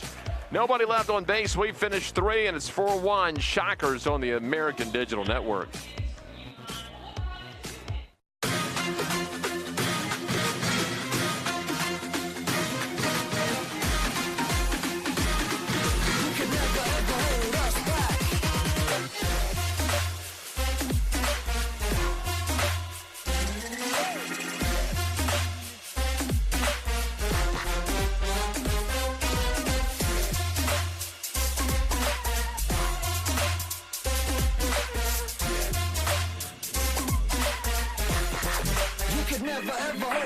Oh, that ball is hit deep. Left field. Way back. That ball is gone. Double play ball potentially Schreitenthal's over to first. In time, double play, and that ends the game.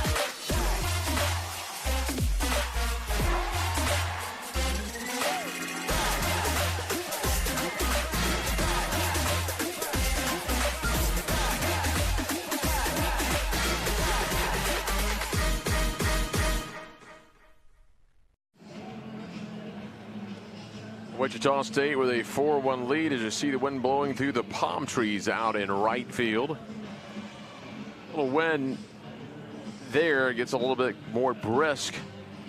Might see a ball fly out. All the home runs we've had so far in the first 2 days have been out to left field. This is the first time we've seen those flags shift and blow out toward right field. We'll see if any of these left-handers can get a hold of one before the night is done.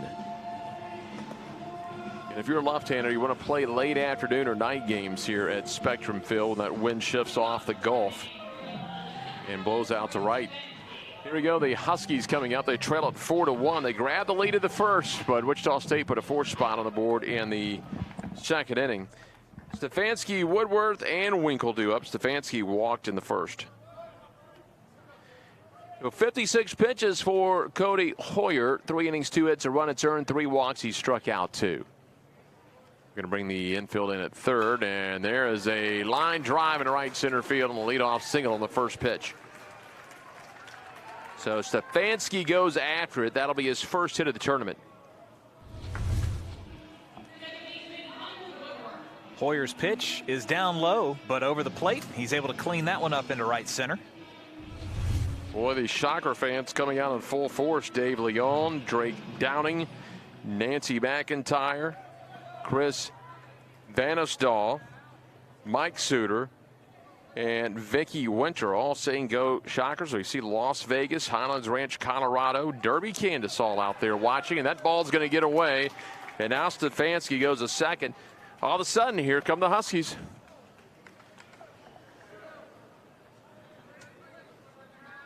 Coach Penders on the third base side talking with Woodworth, who comes up to the plate with a man on. Has a chance to drive it or run and cut this deficit in half. Shockers lead at 4-1 as Woodworth wants to make it a 4-2 ball game.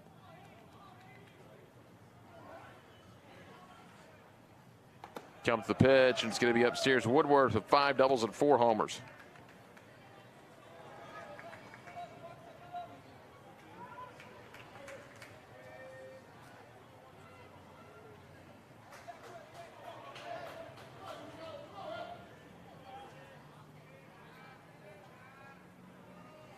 Duo delivery. That one pulled foul over at 3rd.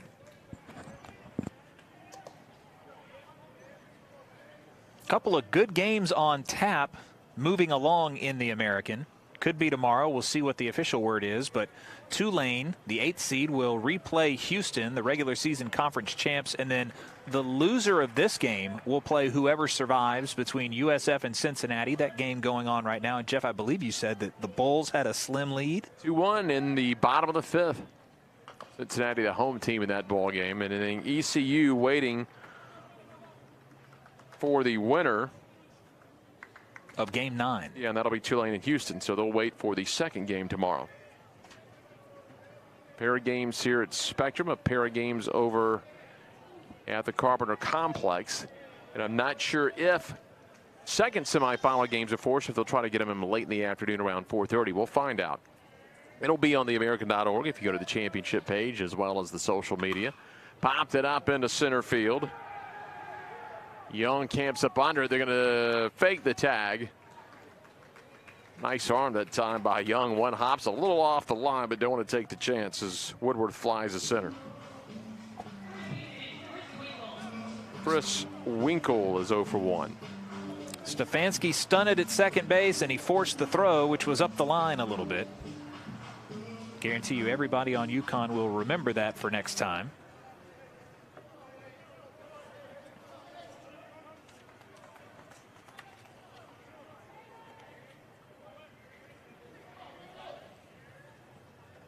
Hoyer has the runner at second with one out, the left-hander Winkle.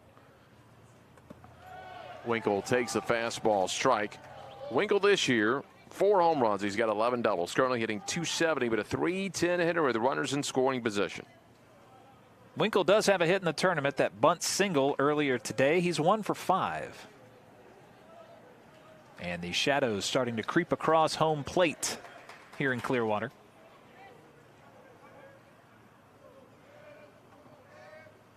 The 0-1 fouled off. About another 15 minutes. The ball's going to be coming out of the sun into the shadows. And that'll change the scope of things for a little bit.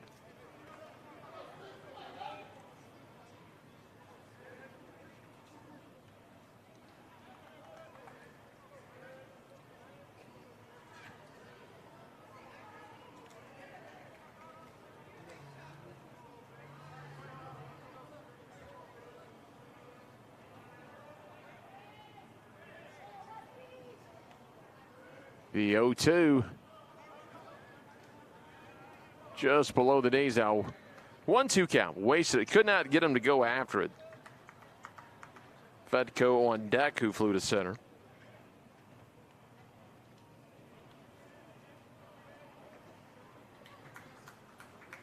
Top of the order due up for the Shockers in the bottom of the inning. Ritter, Genesta, and Bohm. 1-2 delivery. Took a little bit off of it. Swing and a miss. Throw down to first, and he strikes him out. And there's 2 down. Third strikeout of the ball game for the starter Hoyer, and Troutwine does a nice job keeping the ball in front of him and firing a strike himself down to first base for the out. Freshman DH Christian Fedko, 242, no homers. He's driven in 27, the position rookie player of the year.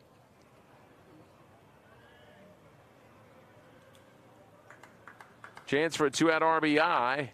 293 with runners in scoring position. 241 overall. Ken flew to center back of the second inning.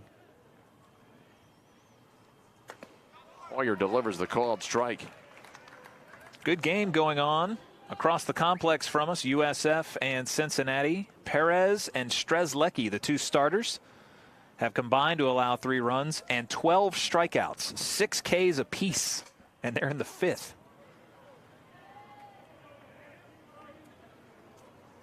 Oh, 1 pitch, strike called on the slider. Now a strike away from getting out of the 4th. Fedko watches that one cruise by on the outside part of the plate.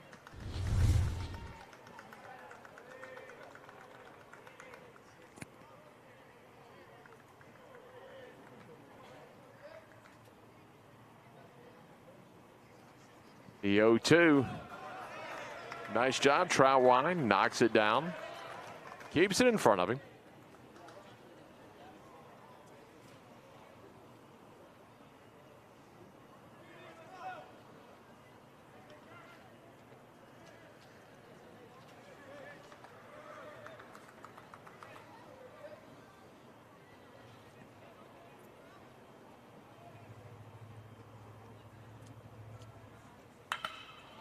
Lines one into left. Coming in will be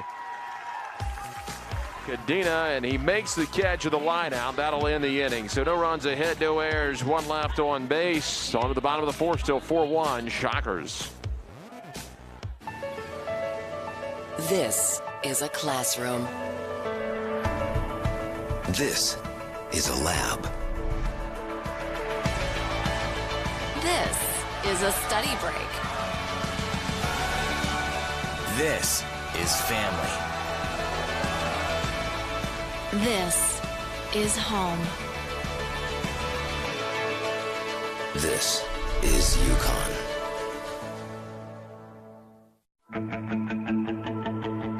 Wichita State University is Shocker Nation. We exceed expectations, push boundaries, seize opportunities, and move boldly ahead.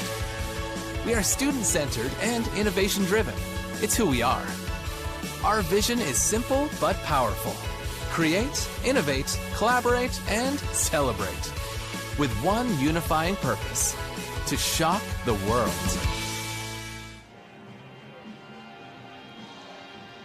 We move to the bottom of the fourth inning in a 4-1 Shocker lead here in the third game at Spectrum Field.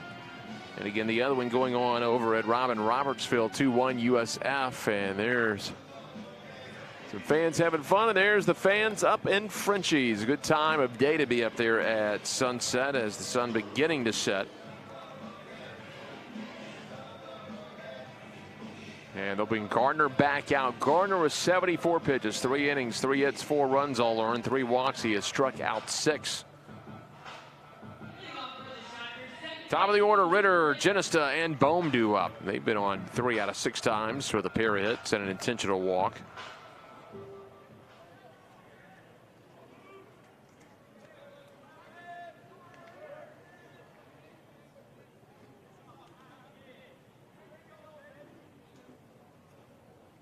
Ritter 1 for 2. RBI signal the second. He struck out in the first. Takes that first pitch down and in. Ritter 350, a 400 leadoff hitter with 6 homers and 30 driven in. Be interesting to see what happens with the weather. According to the National Weather Service, an 80% chance of rain tomorrow morning.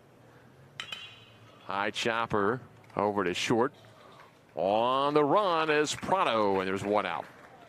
But by noon, that drops down to just 10 to 15%. And then Friday, you've got 0% through most of the day, and at night a 20% chance of rain. So the next day and a half after we get past tomorrow morning, things could clear up here in Clearwater.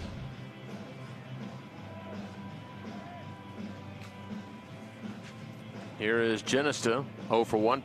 Popped up to third base, a sac fly to left field.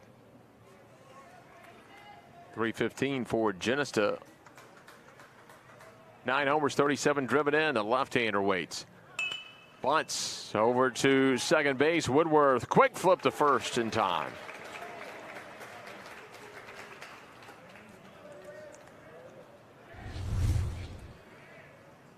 Well, Gardner did exactly what he wanted to do, and that's get 2 quick outs before Bohm comes to the plate. Nifty play right there by the second baseman. Bohm singled in the first. He was intentionally walked in the second inning. 336, 311 with 2 outs in an inning. 15 homers, 54 runs batted in. Wind up with the pitch to Bohm is outside.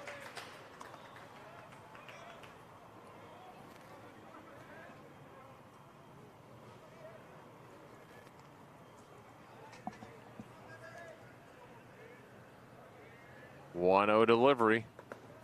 Just in. That'll back him off the plate. UConn's Trevor Holmes, number 42, a senior right-hander, up in the bullpen right now. Just popped up and started throwing. 3 2/3 innings of work for the starter, Gardner. 2-0 offering. Off speed. Got a called strike on the outside.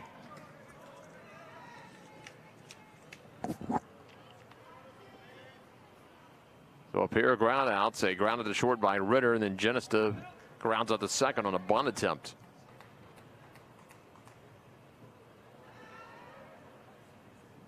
Quietly, Gardner is retired 6 straight after that walk to Noah Croft back in the 2nd inning when Wichita State put 4 on the board.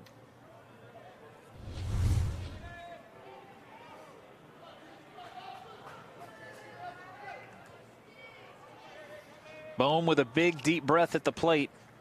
Today he's 3 for 5 across 2 games and was given an intentional pass in his last at bat. 2-2 comes down and in.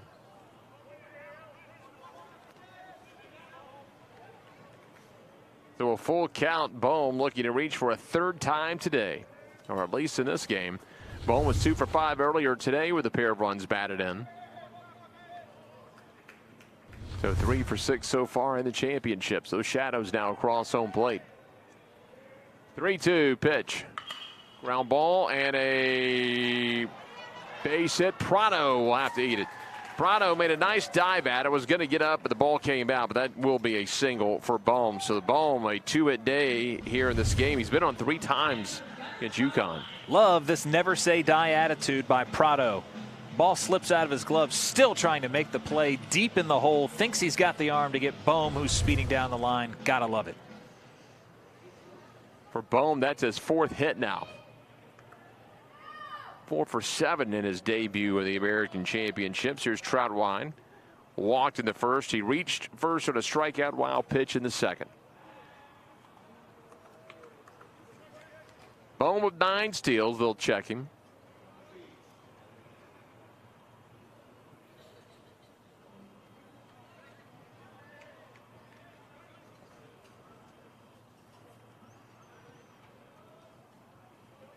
Troutwine gets it, a 1 into right center field. Long way to go for Stefanski. He makes it look easy as he tracks it down over the shoulder to end the inning. Line out to center to end it. No runs ahead, no errors, a runner left on base. We have played 4, and it's still 4-1 Wichita State here at Spectrum Field in Clearwater. Now let's go down to the field to Haley Outen.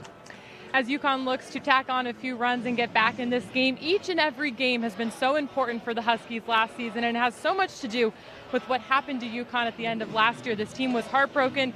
They were devastated after they gathered to watch the NCAA selection show and didn't hear their names called. So the motto this year has been to do one more thing to get over that hump so that it does not happen again.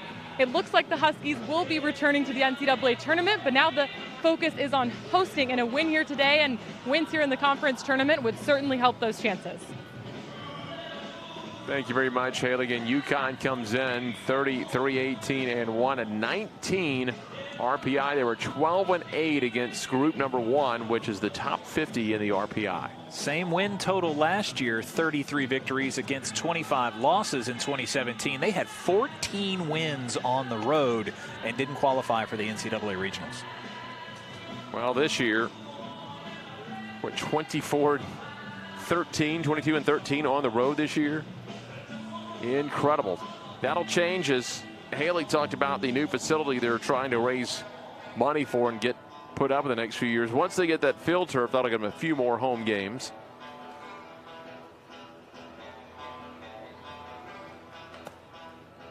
So a 4-1 lead right now for the Shockers is Hoyer. Will come back out. USF's just gone up 3-1. Still batting. Yep. And they're in the top of the 6th inning over Cincinnati.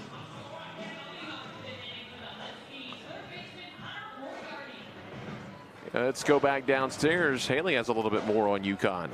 Jeff, you mentioned that new facility and potentially having more home games. Interesting fact about UConn is they actually set a school record this year with 22 road wins, so the Huskies playing pretty good away from home. Well, that's built the RPI, no doubt about that. First pitch on the inside, hooked foul. They played a couple of their home games over at Dunkin' Donuts Stadium in Hartford. And again, they'll be at Norwich every now and then. 0-1 of the foul ball by Noah Croft. Struck out and walked so far today. Hoyer winds and delivers, swing and a miss by Moriarty. 0 for 1 in this game. He flew to center. He was in that 2nd inning when Winkle, Fetko, and Moriarty all flew out to center field. He was 1 for 4 in the earlier game, so a 1 for 5 day. in his first 2 games of the American Championships. 0-2 delivery, went after one down low. Oh, they tried to throw him out. That's just in and out of the glove of Genesta. Wasn't a terrible throw. It kind of sailed into the foul area at first base, but that's a catch Genesta's got to make. Oh, they're going to say runner interference down the line. It looks like they will call him out. Moriarty pleading his case as Jim Penders is back out of the dugout. So if he's running on the inside of the baseline, that's where the call is going to come from.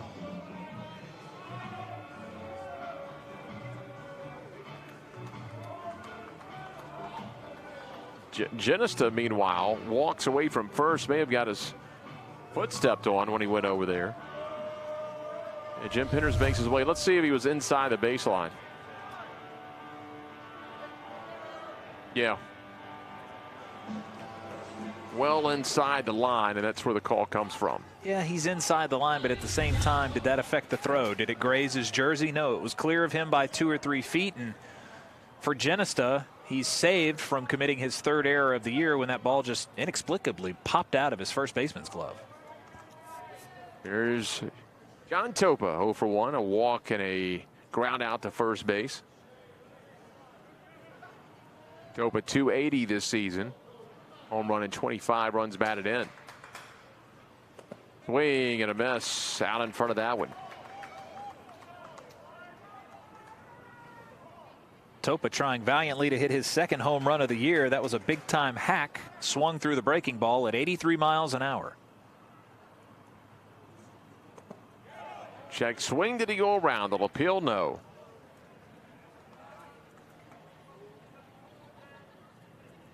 Top of the 5th inning here, and the Shockers with that 4-1 lead. All the runs coming in the first 2 innings. 1 for the Huskies in the first, 4 in the second for Wichita State.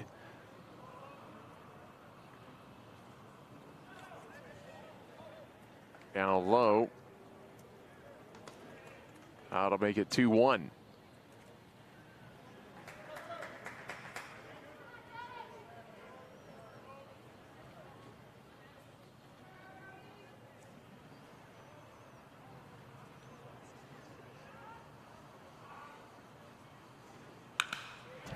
Line drive back up the middle. 1 out single for Topa. Topa's 3rd hit of the day, first of this ball game. That'll bring up Anthony Prado, who's 1 for 1 with a walk. I don't really want to watch this replay. Hoyer's lucky he's not a couple inches taller. That ball was headed right over the top of him. Now the 4th hit of the ball game for UConn. Huskies came into the week number 20 in the NCAA RPI. I know they have designs on hosting a regional in the first round, and was talking with their play-by-play man. The Hartford, Connecticut Tigers of the minor league were scheduled full of games the week of the regionals, but the Norwich Scrappy Yard Goats, that's a name, have their stadium available, and that is most likely where UConn would host, in Norwich, Connecticut, if they are blessed by the NCAA. I certainly think a conference tournament crown would boost their chances. How'd you like to fit that on the front of the uniform, the Scrappy Yard Goats? Here's the 0-1. Yard Goats weren't enough. Oh, that gets past Troutwine. That'll put Topa at second base.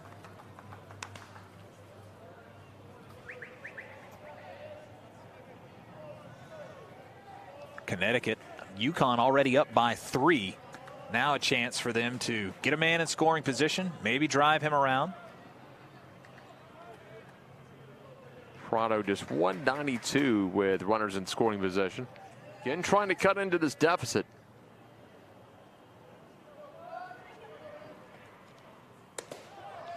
Leaves it upstairs, down 2-1. An advantage count here for Prado. 301 with runners on, but 192 with runners in scoring position. He's walked and he's singled. Prado looking for his 22nd RBI of the year. Drawn 13 walks to 19 strikeouts.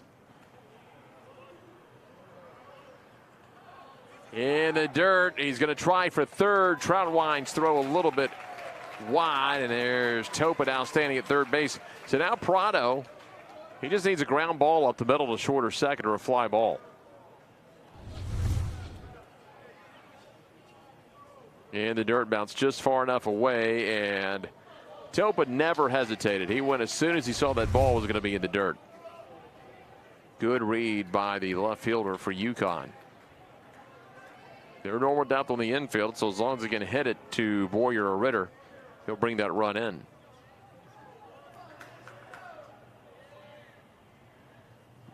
And the dirt that time, Troutwine makes the stop. And he walks him, so first and third with one out, and that'll bring up Susie. Susie's been hit by a pitch, and he's also single.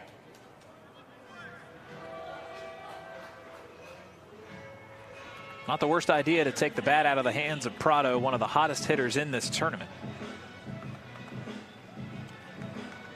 Susie, a .333 hitter. He's got a couple hits to his credit here in Clearwater.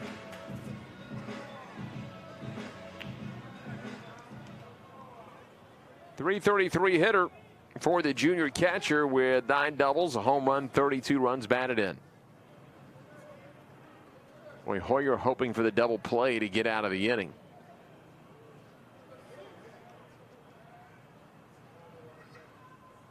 Pitch to Susie, and he tips that into the mitt of Troutwine. Those shadows of the roof make you the way toward the pitcher's mound.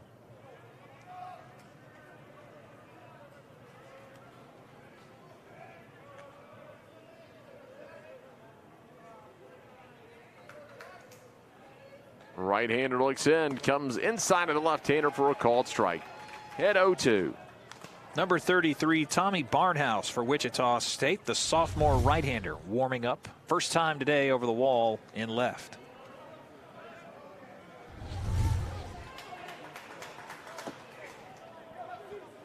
Pitch count now in the 80s for Hoyer. Hoyer looks in. Boyer is playing up the middle at short. And now it'll be Susie who steps out of the box.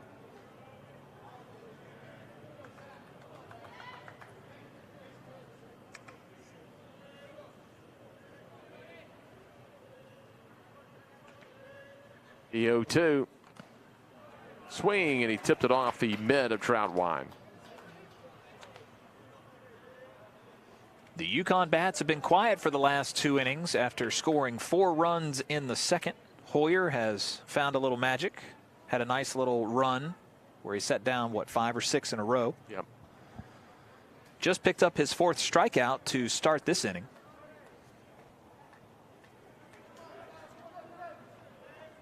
Comes set again, the 0-2 pitch upstairs.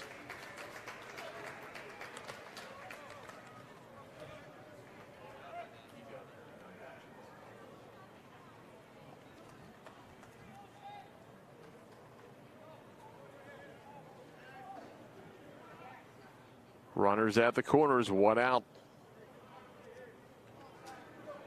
Or you're trying to induce the double play. They head into a 4-6-3 double play in the first inning. That was down and away. That's going to make it to the backstop, and a run's going to come in, and UConn cuts the lead into half. They're within 2. It's 4-2 Shockers. That one just slipped out of Troutwine's glove. I think they're going to pop him for a pass ball, but now a 5-1 ball game.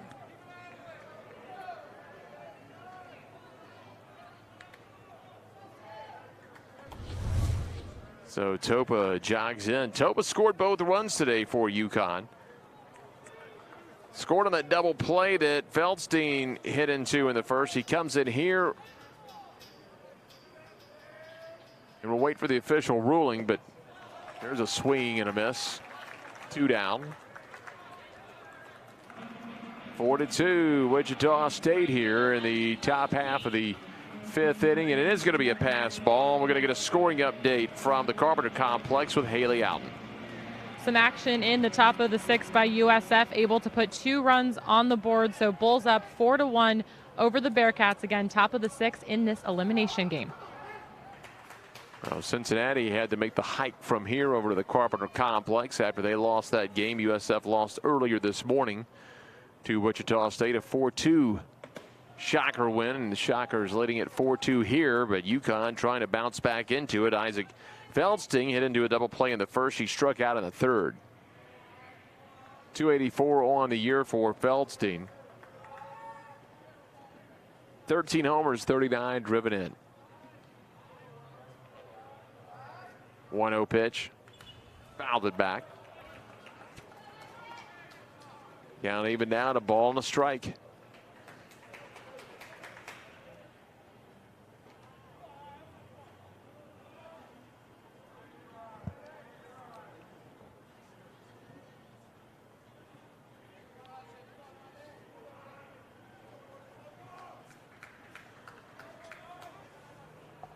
Righty-righty matchup. High fly ball into center. That'll send Young back. Ball carrying Young at the track. Leaps up. It's going to be off the top of the wall. It's going to be a one-run game as Feldstein will make his way to third with a 2-out RBI triple. We talked about the wind blowing out hard to right. That one caught a jet stream and just kept going. Feldstein with his second triple of the season. One of the biggest hits for him in 2018. And that makes it a one-run game. 40th RBI of the year for Feldstein. Now Stefanski a chance to tie it up. Well, it looked like a routine fly ball as Young sort of to jog back, but just kept carrying. Made a nice run at it. Just a little too high as Stefanski's 1-for-1 in the ball game.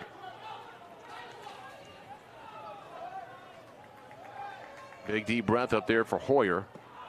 Hoyer misses at the letters.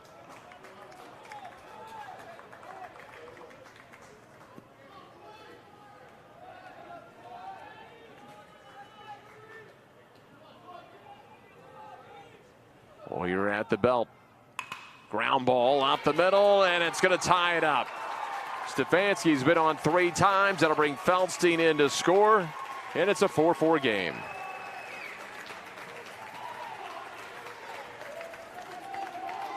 UConn not going quietly. 3 runs in the top of the 5th inning. Stefanski sees this one well. Couple of hops and it's into center field. And easily coming in to score is Feldstein, who just stroked a big RBI triple. The 30th RBI of the year for Stefanski. A pair of RBI hits now for UConn with 2 outs in an inning. Go ahead, run it first here for Woodworth, who's over 2. A strikeout and a flyout. 6 through 9, they're 0 for 8, trying to get something going. Swing and a miss. That's going to get away from Trout-Wine, and there goes Stefanski into scoring position.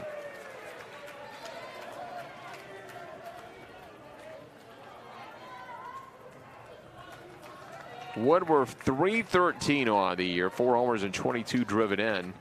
Now a 364 hitter with runners in scoring position. Not sure if it's the delivery from Hoyer or some miscommunication between the battery mates, but some balls just getting away from Trout-Wine today, and UConn has taken full advantage. Second pass ball of the inning.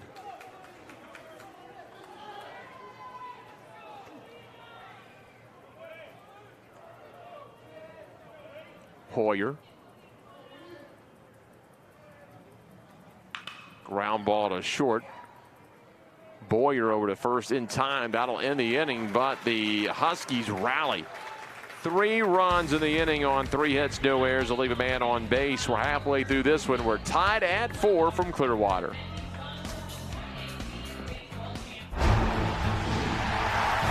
$7,000 student athletes rising to become champions in 21 different sports at 13 esteemed institutions across 11 states. 360,000 students and 2.6 million alumni rise up in celebration of a Power 6 conference known as the American. Power comes in all forms. Power is a big tackle, a big save, a clutch hit, and a game-winning shot. Power is also standing up for what is right. Power is respecting an opponent, officials, student athletes, coaches, and team representatives. Power is not tolerating racial or ethnic comments, profanities, or other improper actions while at the game. The American. Power. Power. Power. Power for life. Going to the bottom of the fifth. Now we're all tied at 4, and things are jumping out in Frenchies. It's the time of the day to be out there with the sun making its way down. A chance to grab some drinks, catch the breeze out at Frenchies under the Tiki Hut in left field. New arm is up in the bullpen for UConn. Tim Cate, the former American Athletic Conference Rookie Pitcher of the Year in 2016, just popped up in the last half inning. They've had to kind of watch Tim Cate this year. Not overuse that arm. They shut him down for a little bit, but active this weekend. There's Tim Cate, part of the 2016 tournament champions for the Huskies. Noah Croft to lead things off. Croft over 1. He struck out lucky in the first. He would walk in the second. 297 on the year for Croft. 2 homers, 11 runs driven in. And Garner launches one to the backstop.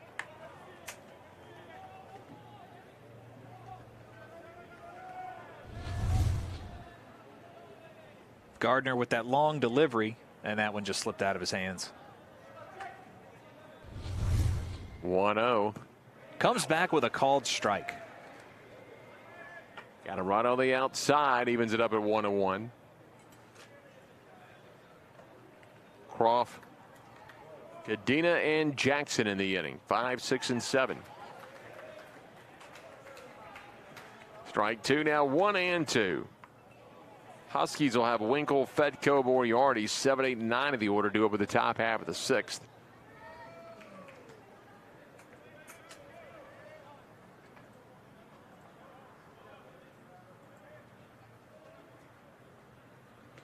One-two pitch, breaking ball down and out.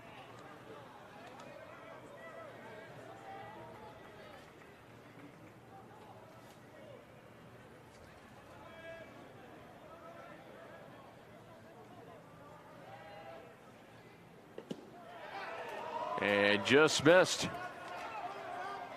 And the UConn dugout wanted the call. They're not going to get it, though.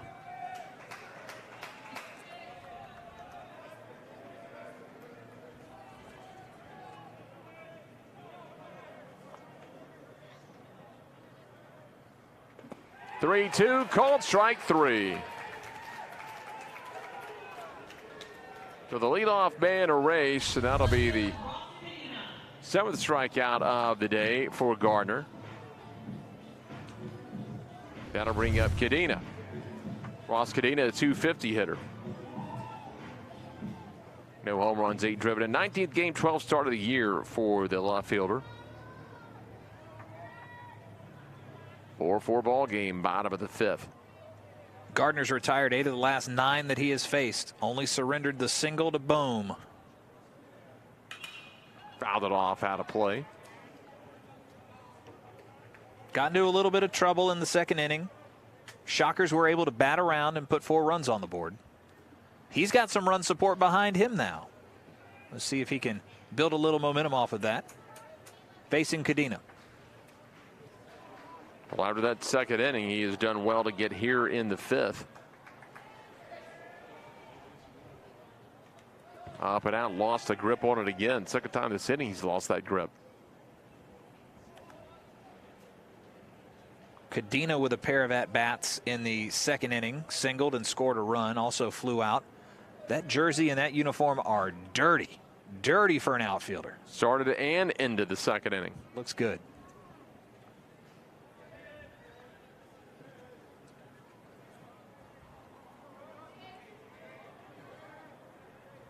The 1-1 for the lefty. Comes down and in, swing and a miss.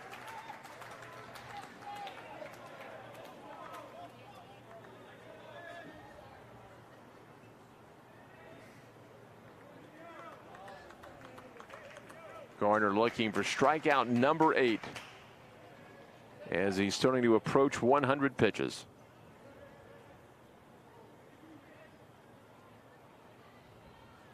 One-two breaking ball, and he dumps one into right field. One out single, second hit of the day for Cadena. And those are the first 2 hits of the day. He is now 2 for 5 in the tournament. That'll bring up Alec Jackson, the right fielder, he struck out but reached for a wild pitch, would score a run in the second. He flew to left in the third. Really a fine piece of hitting there. Went on the outside part of the plate and just muscled it up into the shallow right field area here at Spectrum Field. Second hit for Wichita State since the second inning. Now Jim Penders, the head coach for UConn, will call time and walk to the hill. Looks like Tim Cates jogging toward the door in left field. He's eager to get in there, so it looks like they're going to make the call, and they will. So Gardner 4 to third, 5 hits, 4 runs, all earned, 3 walks, 7 strikeouts. He threw 95 pitches this afternoon, and the UConn Huskies are going to head to the bullpen. 4-4 game here in the bottom of the fifth. Wichita State with a runner at first in Clearwater.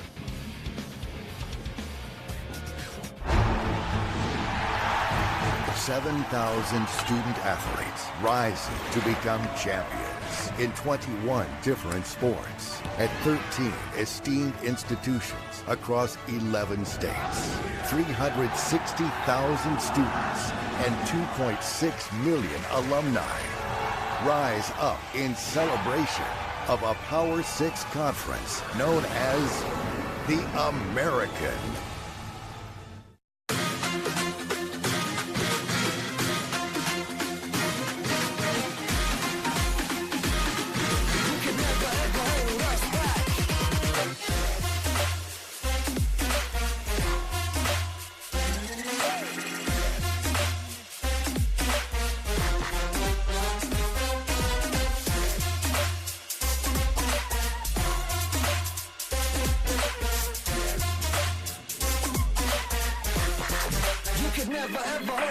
Oh, that ball is hit deep. Left field. Way back. That ball is gone. Double play ball potentially striking Stalls over to first. In time, double play, and that ends the game.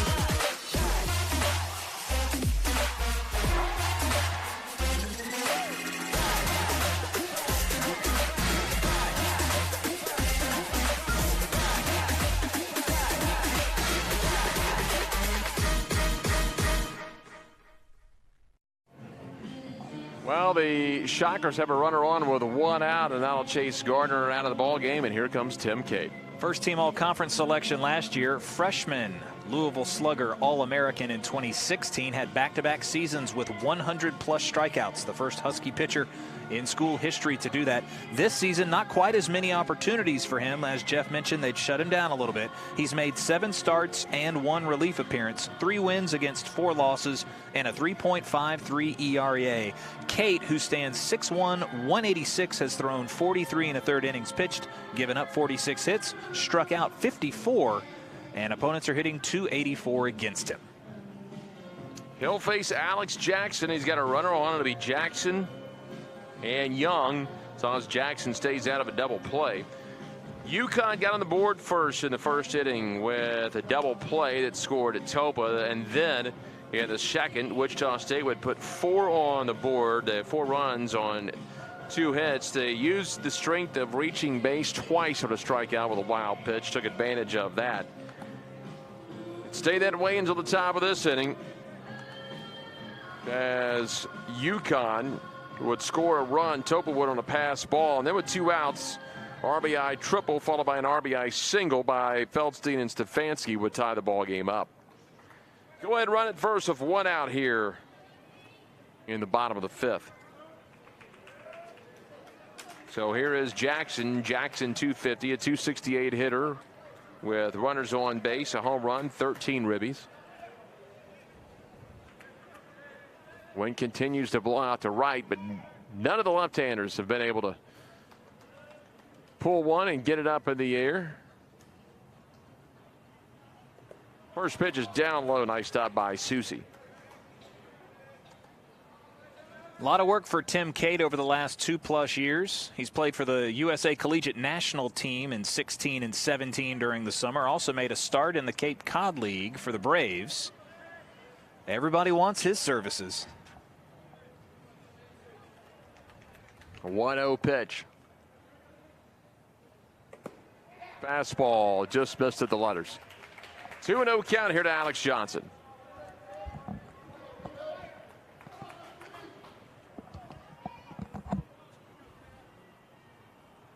Ball comes out of that sun almost directly into the shade.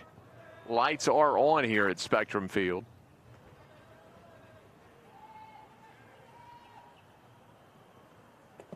Leaves it low, 3-0. Now Johnson will take all the way, or Jackson, excuse me, will take all the way. Looking to make it first and second for Young.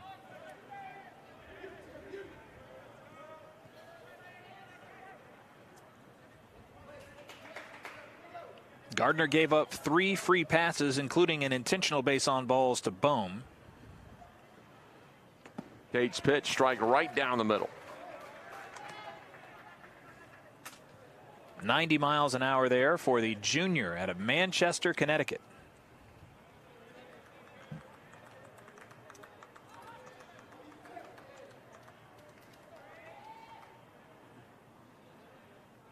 They look for 2 around the infield.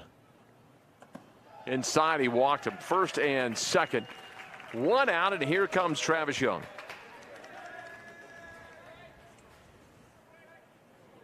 Young, a pair of strikeouts this afternoon. Struck out of the second again in the 3rd inning.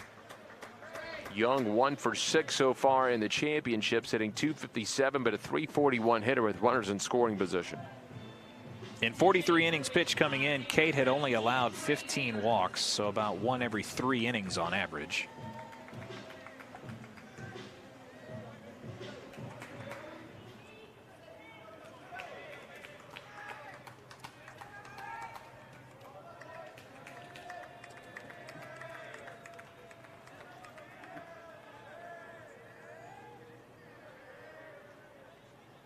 Cade will look back. Strike caught on the outside.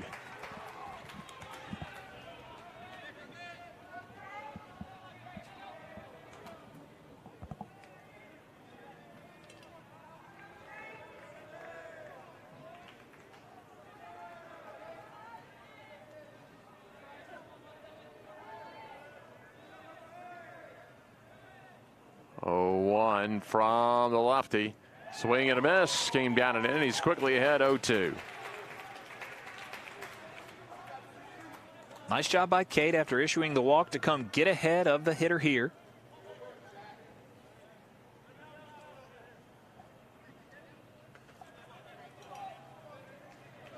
Vickers with good size there in the box.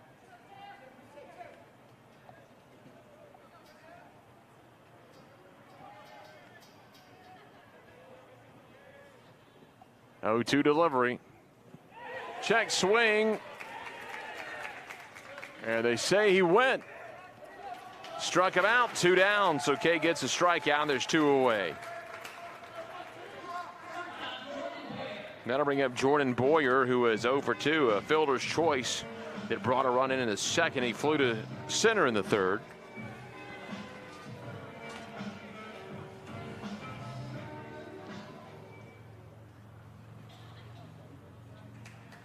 .13 total strikeouts in the ball game today. The Shockers have been punched out 8 times. 0-2, a fastball catches the outer half. Brought in there at 91 miles an hour. And Cade gets ahead, no balls and a strike.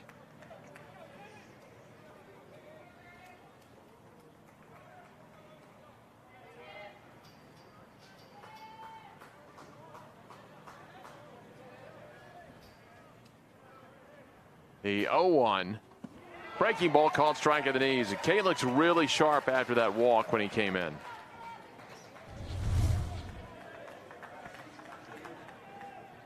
Just hooks it in there.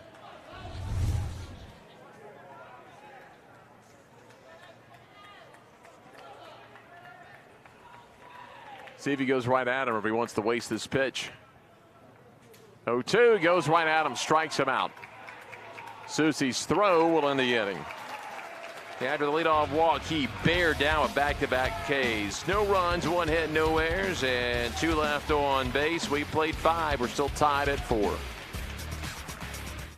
Power comes in all forms. Power is a big tackle, A big save. A clutch hit. And a game-winning shot. Power is also standing up for what is right. Powers respecting an opponent, officials, student athletes, coaches, and team representatives. Power is not tolerating racial or ethnic comments, profanities, or other improper actions while at the game. The American. Power. Power. Power. Power for life. This is a classroom. This is a lab. This is a study break. This is family. This is home. This is UConn.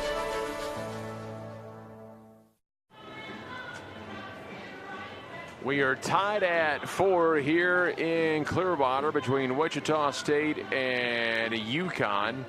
And Hoyer will be done for the afternoon. 5 innings, 6 hits, 4 runs, all earned, 4 walks. He struck out 5, 95 pitches, and 54 for strikes. And Cody Tyler now coming in for the Shockers. He's a 6-foot Texan and a redshirt senior. Tyler, 4-0 on the year with a 3.45 ERA, 20 appearances, all in relief, and 1 save. Tyler's thrown 28 2/3 innings pitched, 27 hits, 11 earned runs, 37 strikeouts, and only 5 walks. Opponents are hitting .245 against him. He'll face Winkle, Fedko, Moriarty, 6, 7, and 8 in the order.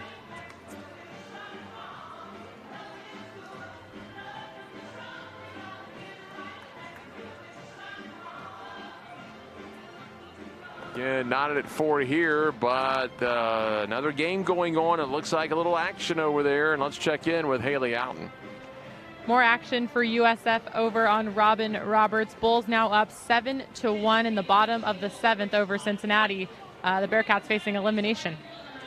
Thanks a lot. So if USF hangs on to win that one, they would be in game number 10. That would be the second game following Tulane and Houston. And USF looks in pretty good shape right now. So I'll tell you what, in the regular season, that was a very evenly matched series between USF and Cincinnati. The Bulls took 2 of 3, but that each team scored 24 runs apiece. Looks like USF running away with that one 7-1. So Cincinnati can be the second team of the day eliminated. UCF eliminated earlier. So there's Winkle over 2. Fly out in the strikeout.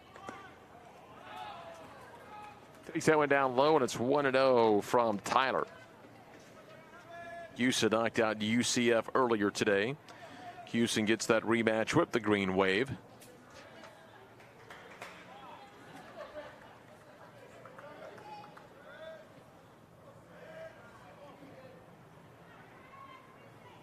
.1-0 delivery from the lefty. Just misses. So a 2-0 count from Tyler. Winkle today 1 for 6 total in the 2 games. The win over Cincinnati and the game here against Wichita State.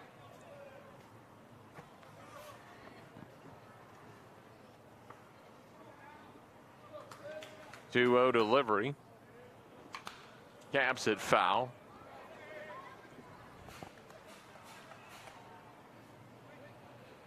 A little more on the new pitcher in the ballgame, Tyler. A redshirt senior as a freshman in 2014, long time ago, made 10 appearances, but had to redshirt in 15 after having Tommy John. Still made the 80s honor roll. He's made between 12 and 20 appearances the last 3 years running, has been a key cog for Wichita State. 2-1. Tyler brings it in. It's going to be fouled off the mask of Troutwine.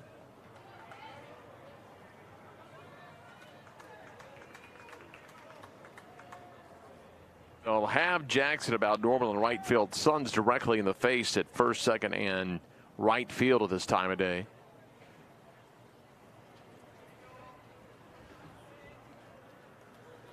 Two count. Again, a lefty-lefty matchup. Inside, and he fights one off. Probably swung at ball 3 there. Don't want to take a chance, though. Winkle 341 when he leads an inning off. Top of the order due up for Wichita State when they get to the plate. Ritter, Genesta, and Bohm. Winkle at 6'5", 206 pounds, standing in the box. Last summer played for the Mystic Schooners in the New England Collegiate Baseball League. Would love to see the logo for that. High chopper over to first. Genesis got it. Steps on the bag. I was about to say that's good, but I don't know if it beats Scrappy Yard Goats. How about the New Orleans baby cakes? Well, yeah, I know Could go that on one, for yeah, hours. yeah. Christian Fedko, the designated hitter, over two, flew to center and lined out to left. I was used to them since I worked with the Redbirds up in Memphis, but I'll have to get on to Google tonight and check out those Scrappy Yard Goats. Might have to get the T-shirt. See these shadows now as it's getting a little dark inside the stadium. The lights are on, though. Swing and a miss.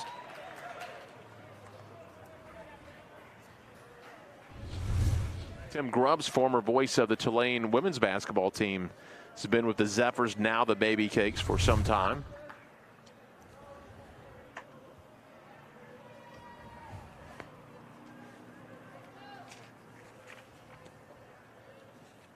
Tyler gets a swing and a miss.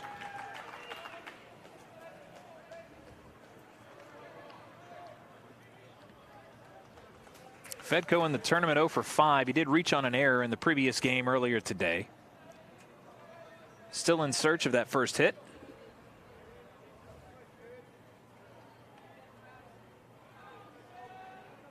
Oh, and 2.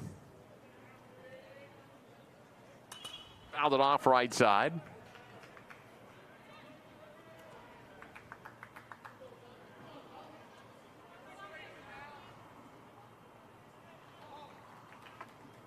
So Fedko a fly out and a line out.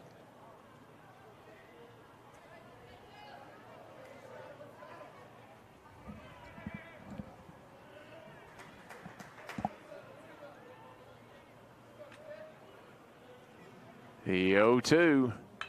Popped him up to the right side. Jackson comes in. Ritter goes out. Ritter gives away to Jackson at the last minute. There's 2 away.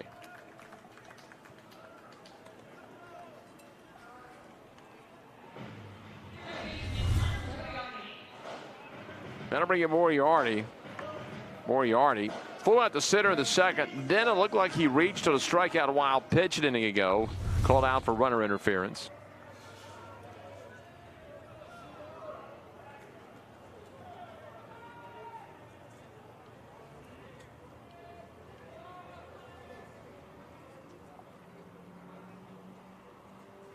Swing, and he tipped it into the mitt.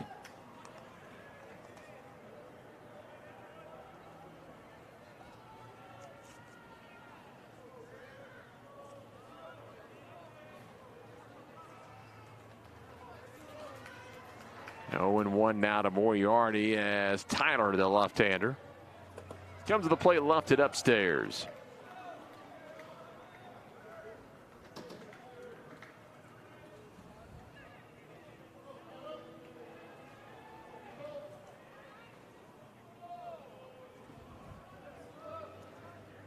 Comes the 1-1 delivery.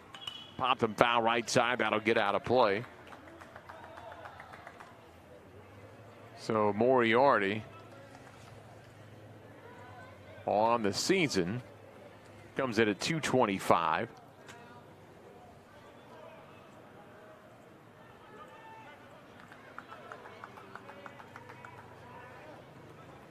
Now Tyler a strike away from getting out of the inning. Pitch is up and out.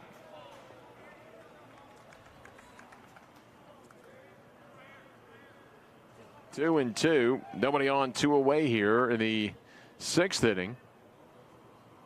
Knotted at 4.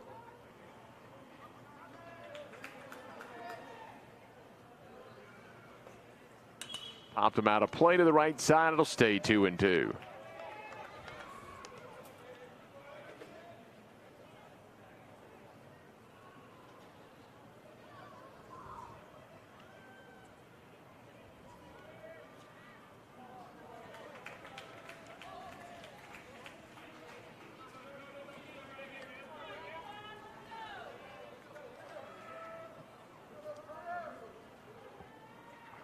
Taking his time. Here it comes. Up and out, 3-2. He was ahead of Moriarty. Moriarty's done a nice job to come back and fill it up.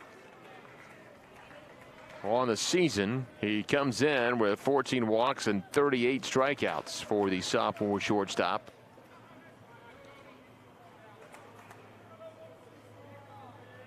The 3-2 pitch. Struck him out, came inside. No runs, no hits, no errors, nobody left on base. We're moving to the bottom of the 6th here in Clearwater, Florida, and we are tied at 4.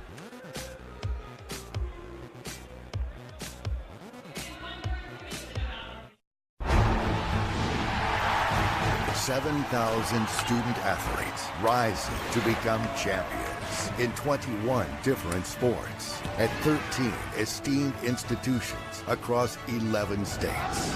360,000 students and 2.6 million alumni rise up in celebration of a Power 6 conference known as the American. Wichita State University is Shocker Nation. We exceed expectations, push boundaries, seize opportunities, and move boldly ahead. We are student-centered and innovation-driven. It's who we are. Our vision is simple but powerful. Create, innovate, collaborate, and celebrate. With one unifying purpose: to shock the world. Well, we go to the bottom of the 6th inning as Tim Cate coming back out to throw for the UConn Huskies, and he came in. He gave up the leadoff walk to Jackson, but then he turned around, settled down. He got the strikeout of Vickers and then Boyer, and looked pretty sharp. But now let's see if he gets in a little bit of a rhythm. Barstool's filling up at Frenchie's as our game goes through the middle innings here, tied up, very compelling. Beautiful day for baseball. We'll see what's on tap tomorrow morning. Again, we heard 70 to 80% chance of rain in the morning. Should be clearer in the afternoon. The hope is to play a pair of games here at Spectrum, a pair of games over at Robin Roberts, and then see what happens with the remainder of the weekend. You still have in play, ideally, if you get those, you potentially still have game 13 and 14. Those are the 2 if necessary games. And I'm not sure where the thought process is there, depending on what happens. I guess you could play them tomorrow night if you needed to, or save them for Friday morning. Have to see with the forecast how it plays out. Tim Cate back out for his 2nd inning of relief. Got a pair of strikeouts in the last frame. At the very least, though, and again, we tip our cap to the conference officials and the coaches. They are in on this decision, the coaches committee, when they get here. They've allowed themselves a lot of leeway over the next couple of days to play around with the weather. The last thing you want to do, and I've seen it happen before, play a pair of semifinal games Sunday morning before you have to cram in that championship game. Swing and a miss, struck him out. They'll have to throw him out at first. And there's one away. So he struck out 3 in a row after the leadoff walk to, or as a debut walk to Alex Jackson an inning ago. Nothing like winning that semifinal game and running right into the title game on Sunday.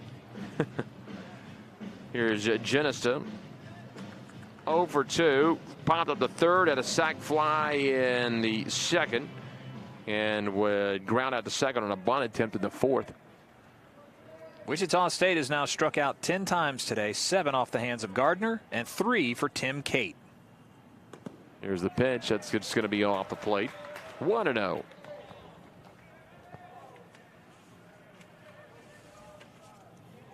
.313 hitter on the year for Genista. 9 homers and 37 driven in.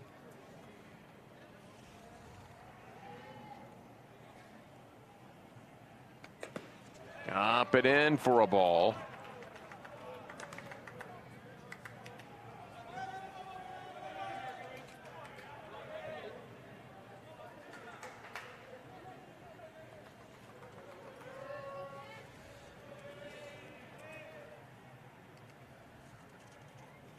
Wind up, but a ground ball hit well at short. Prado backhands. Quick throw to first in time.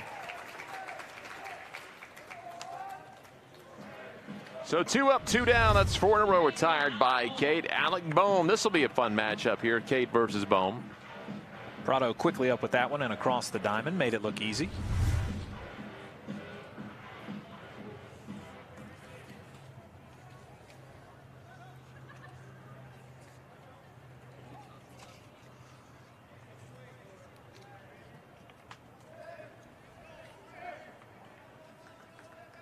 Nobody on and 2 down, and Bohm.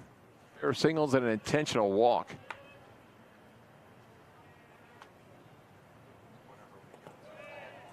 Down and in, 1-0.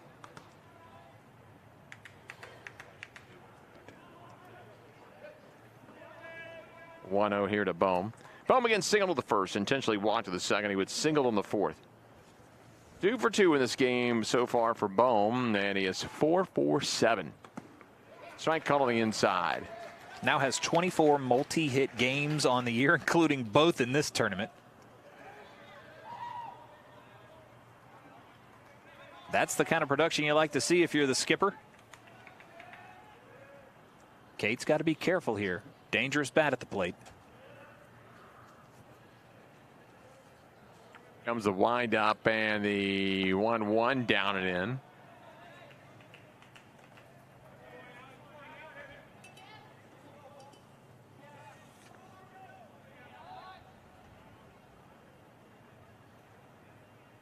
Infield lays back. They're going to have Moriarty guard the line at third.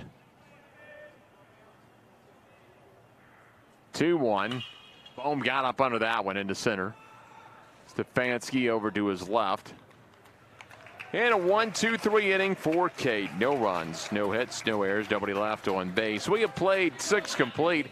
Thus far, it is 4 runs, 6 hits, no errors for UConn. 4 runs, 5 hits, no errors for the Shockers as we go to the 7th. But first of all, let's go downstairs and check in with Haley Outen. We've talked about the level of competition in this league all week long here in Clearwater. All 8 teams here this week in the top 100 RPI, and at least a handful with their hopes set on the NCAA tournament, which leads me to my next trivia question. 4 conferences in the country have 3 teams in the top 25. Can any fans name the 3 teams in the top 25 in the American Conference? Leave your answers in our comment section and we'll let you know who's right. All right, well, there you go. Again, which 3 teams are the top 25 RPI? That's the question Haley wants to know, and you can chime in if you're on Facebook Live on the American Digital Network. Plus, always love to hear from you. You can say hello and tell us where you're from as well. But if you're not one of the people that are in the comments and everything, you can disable that. But we want you to stay with those comments and say hello to us. Back-to-back seasons, the American has had 3 teams make the NCAA tournament in 17 and then again in 16. In 2015, it was the banner year. 4 teams made it. Houston was selected to host a regional round, while East Carolina, USF, and Tulane were all chosen for the postseason. And in the very first year, 2014 of the American Conference, 2 teams made it. Houston upset #1 seed LSU in Baton Rouge. They went on to get hosted by Texas in the Supers, and Louisville, in their last and only year in the conference, made the College World Series under head coach Dan McDonnell. Well, there's 6 teams right now in the top 50, and so you're hoping for 5 teams to make the NCAA. Let's head back down now to Haley Outen. The fans are good on this one. I want to give it to Mark Barber. I believe he was first. ECU, UConn, and USF, all the right answers, but several fans chiming in, and a lot of fans know what they're talking about when it comes to the American Conference. Love that participation. Again, you can message us, tell us where you're from. We've been global in the first 2 days. Here we go. Trout Wine is 0 for 2 with a walk. And it'll be the top of the order for UConn. Little one hopper in the shallow right field. It's going to be not in time as Boyer made a long run at it at second base. Boyer, at the end of this play, tumbles end over end, and when he pops up, he's able to see the safe call by the first base umpire. A little disappointed there. Watch him finish and rolls right through it. But the infield single there, nice effort, trying to get the out. Defensive changes. We told you last inning. Boyer now at second. Vickers at short. Jackson went from right to center, and Ritter went from second to right. So your outfield, Cadena, Jackson, and Ritter. And up the middle at short, Vickers and Boyer at short and second. Ritter in right field, a real talent. One of the hottest hitters in the conference coming in. Was hitting .400 over his last 38 games. Prado shows bunt, pulls it back. It'll be down low. Prado 1 for 1 with a pair of walks. And Tope at first with 11 steals on the year.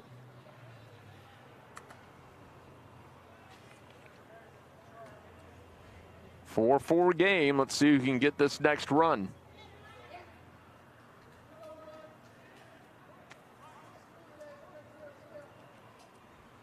Off speed, the bunt to the right side. That's good enough to get the run over. That's what they wanted, a 1-3 sacrifice. So Topa goes to second with one out. It'll be up to Susie and Feldstein to try to bring him in. Anthony Prado made that look pretty much textbook. The right-hander's able to drop it and make it die here on the inside turf. So runner in scoring position for the catcher behind the plate, Zach Susie, who walks up. Cincinnati got a pair of runs in the bottom of the seventh to close it at 7-3, but they've only got 6 outs to use over at the Carpenter Complex.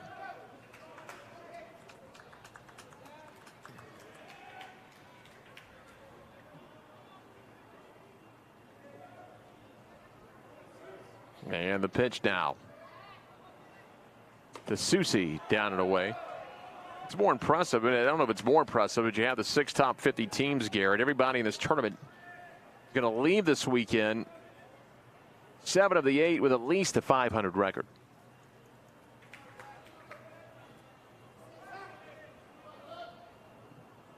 One and 0 now to Susie. Lefty matchup. Down and out again, 2-0 count. Susie 332, 308 with runners in scoring position. 1 for 2 day, got hit by a pitch. He singled and he struck out.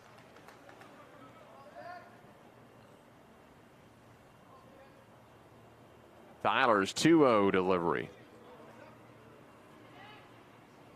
Swing and a miss. Ran it up and in on him.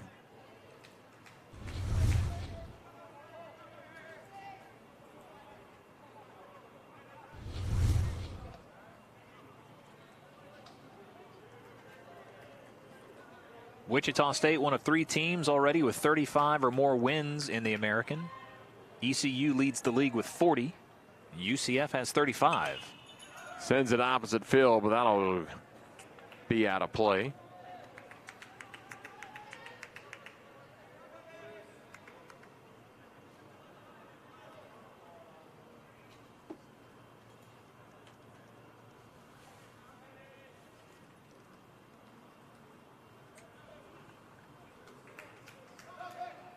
Nice to have a veteran up on the hill who's pitching with some confidence in Tyler, the redshirt senior.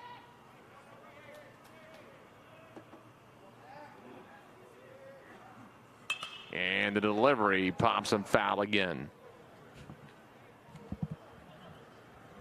Tyler hitting 90 miles an hour there on his 24th pitch since coming in relief.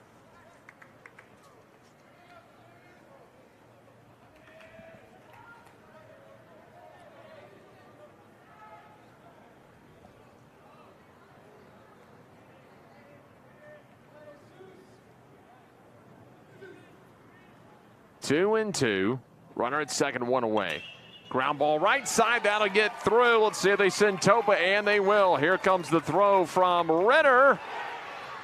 Didn't get the tag down in time. It was a little high. Troutwine thought he'd get by the tag, but Topa slides in just under it. Topa stumbled a little bit coming around third and then slid there. I think the main argument by Coach Todd is that the ball got there before him. How are you going to make that call? 33rd RBI of the year for Susie, and it's a 5-4 UConn lead.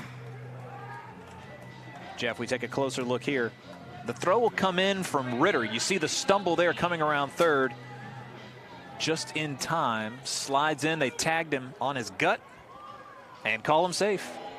Oh, boy.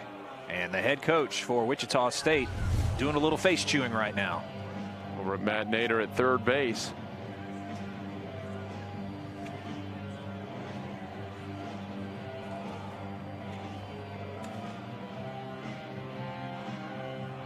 Todd Butler obviously thinks the wrong call was made. Maybe another look from our home plate cam. Well, he's saying something to Mark Wagers. That's the first base umpire. He's not even talking to the home plate umpire.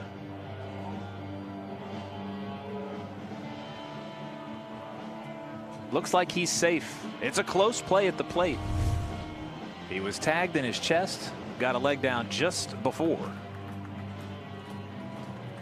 And here in the top of the 7th, that could be the one run that determines this game. Todd Butler in his 5th season at Wichita State wants a little bit more.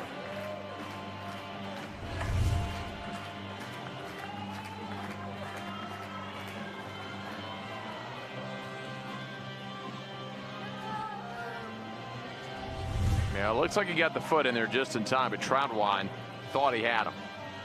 I think the home plate umpire made the right call there. He had a good view. Strong throw that came in. And now the third base umpire, Matt Nader, still talking a little bit with the third base dugout for Wichita State. Not so sure what Mark Wagers may have said or what the exchange was, but he was pretty upset with him. Looks like one of the assistant coaches has been asked to leave the ball game as he's walking down the third base line now. And so that may have sparked the outburst. Wagers must have been the umpire that saw it and heard it and tossed him out to begin with.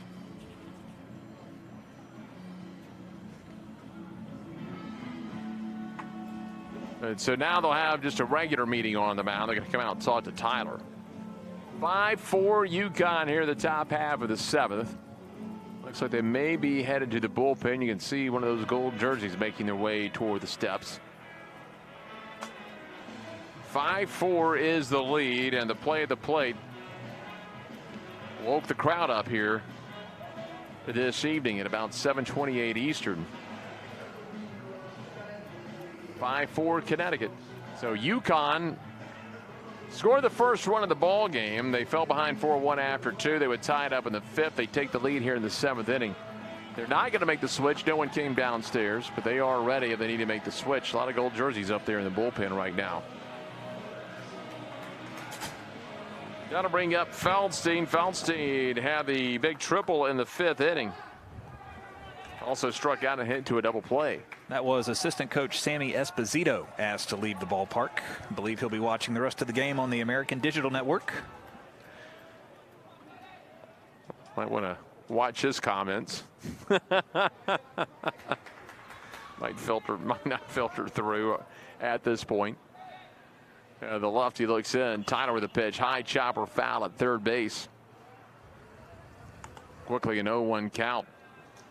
Can't say enough about the clutch hitting by Zach Susi. Puts his team ahead. Some aggressive base running. And UConn with the 1-run lead. Their first lead since the first inning.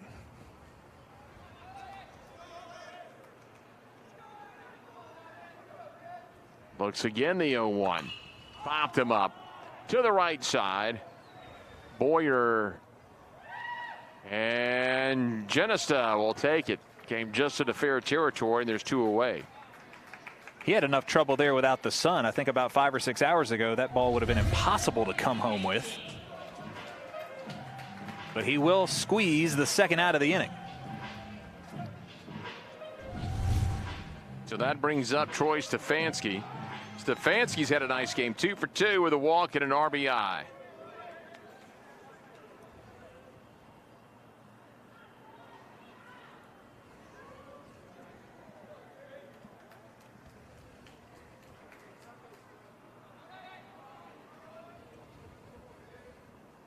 Looks over now. The pitch, strike called to the outer half.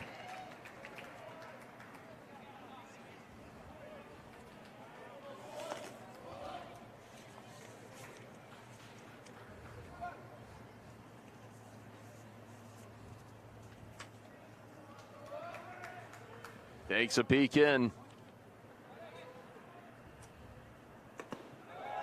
There's a strike.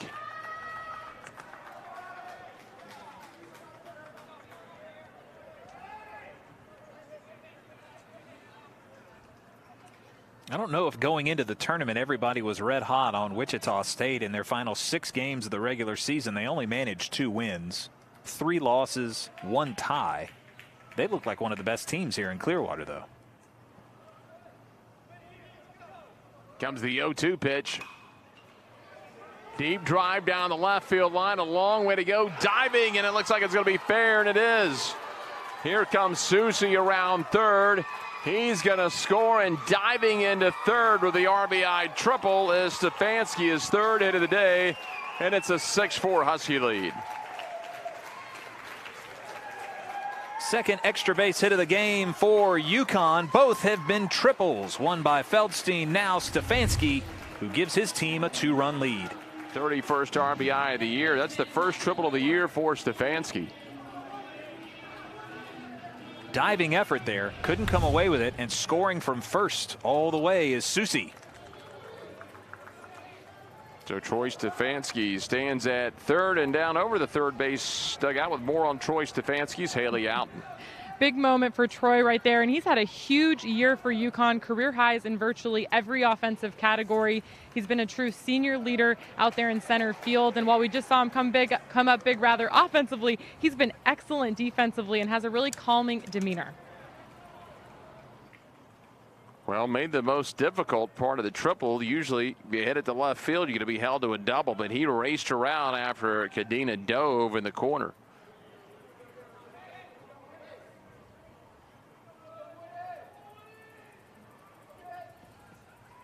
And the pitch, that'll be down low.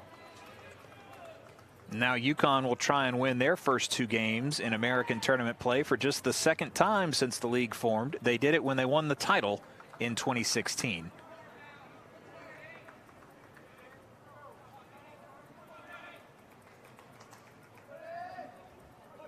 So the 1-1 swing, and he tipped it off the mid-of-trout line.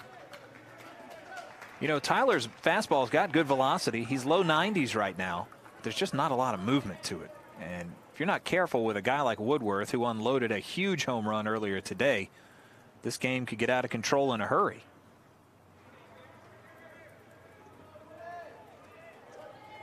Woodworth 0 for 3, a strikeout, a pop-up, and a ground out.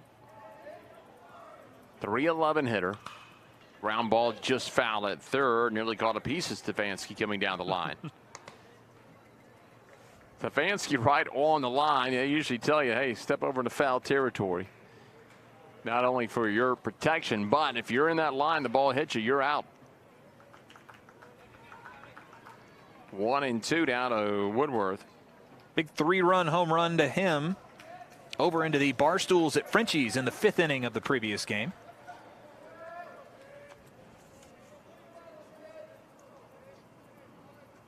Tyler with the offering. Comes down and in, just caught a piece of it on the handle. Troutwine, Croft, Cadena, 4, 5, and 6 are due up for the Shockers in the bottom of the inning. Was thinking the same thing. The only one of them who's been productive in the game is Cadena, who's got a pair of singles and a run scored.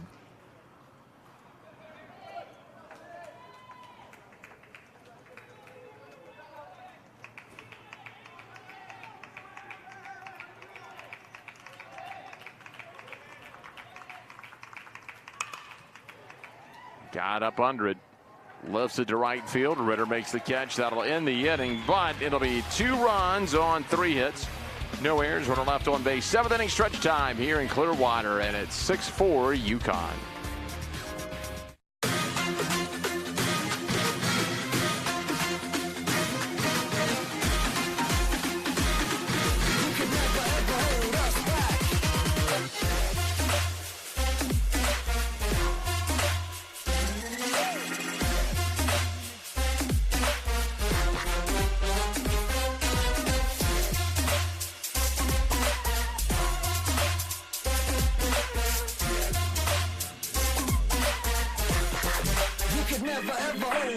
Oh, that ball is hit deep. Left field. Way back. That ball is gone. Double play ball potentially Schreitenthal's over to first. In time, double play, and that ends the game.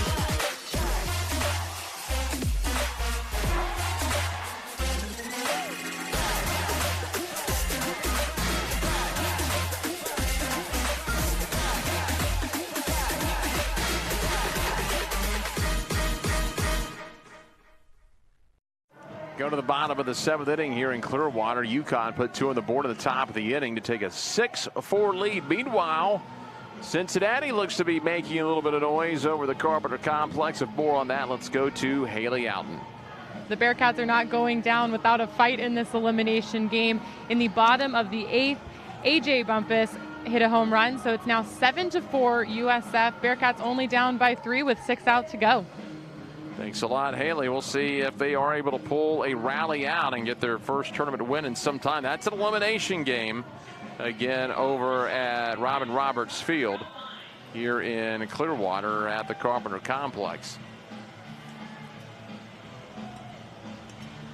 Well, it's going to be Troutwine, Croft, and Cadena coming up. Now they're going to try to make up 2 runs over the next 3 innings while holding UConn off the board. Troutwine is 0-for-2 with a walk. Popped him up on the first pitch. Woodworth, the second baseman, up under. Here comes Feldstein racing in, calls him off, and there's 1 away. Jeff, defensive change for UConn in left field. Nucerino, number 13, has come into the ballgame. He is a freshman outfielder. Anthony Nucerino, new player in the game. That'll bring up Noah Croft, the designated hitter. 0-for-2, he struck out in the first, walked in the second. He would strike out looking again in the 5th. That'll close out the day on John Topa. Topa had a nice game at the plate, 2-for-3 with a walk, and he scored 3 runs. Ground ball. Prano backhands and launches one. And what a play is Winkle able to get down and get his foot on the bag. That's 2 calls in a row, 2 innings in a row that have gone against Todd Butler's club. I don't know if he can believe this one. The replay will tell the tale. Oh boy, I think he got there first. Yep. 2 up, 2 down on 2 pitches. He may have snuck the spike on there. Wichita State already down. Their assistant coach, Sammy Esposito, who's in his first season, spent a decade with South Carolina. Won a pair of national championships with the Gamecocks. And Cadena will take a ball low. 2-for-3 today for Cadena.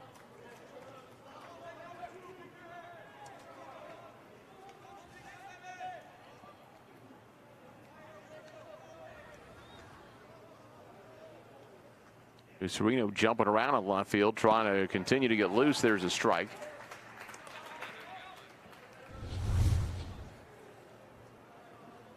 Drew him off the bag.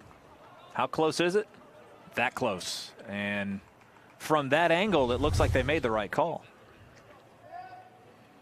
Nice job by our camera operators and replay staff on the American Digital Network.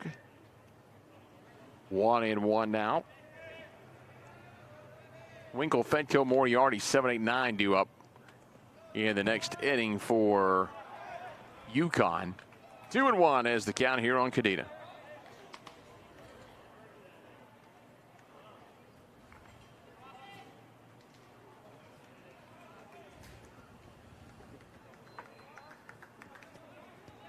Six set down in a row by Tim Cate for UConn.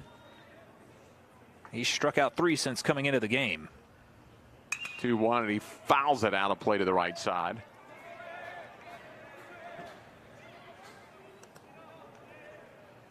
Only player from Wichita State that's reached is Alex Jackson, the right fielder who drew a walk. Cate's first batter faced.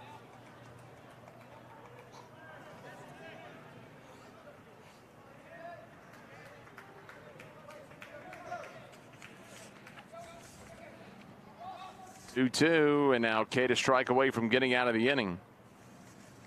He sat down 7 in a row, make it 8 in a row. Down to first, that'll end the inning. No runs, no hits, no errors, nobody left on base. And we move along to the 8th inning here in Clearwater. Still a 6-4 UConn lead as they lead the Shockers at the American Conference Championships. This is a classroom. This is a lab. This is a study break. This is family. This is home. This is UConn.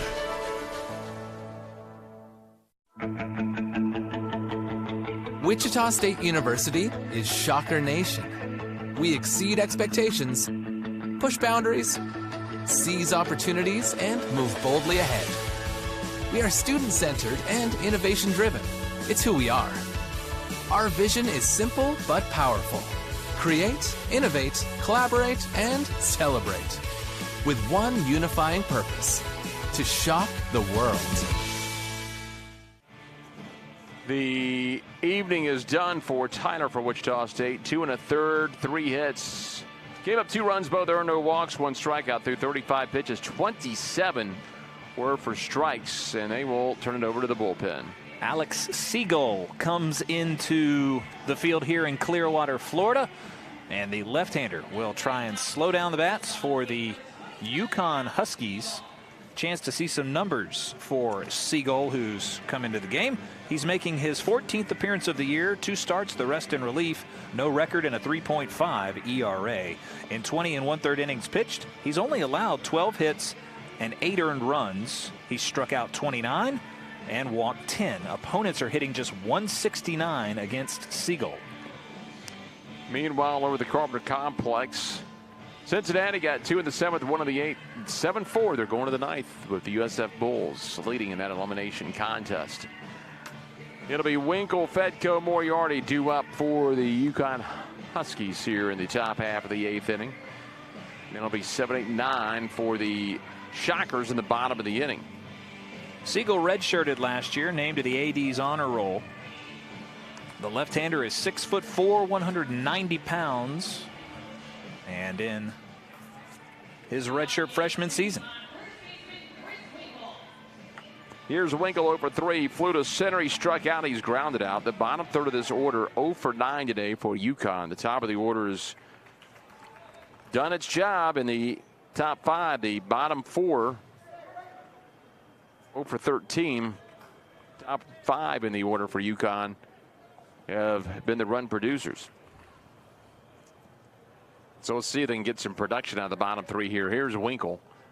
267 this year. Shows bunt. Nice one down the first baseline. He's going to have a shot. What a play by Genesee. Put his foot on the bag and let the ball roll right into the mitt. Smart play. That's got to bring a smile to your face, unless, of course, you're cheering for the Huskies. But, boy, just a sharp play by Genesta. Comes right to him with a foot on the bag.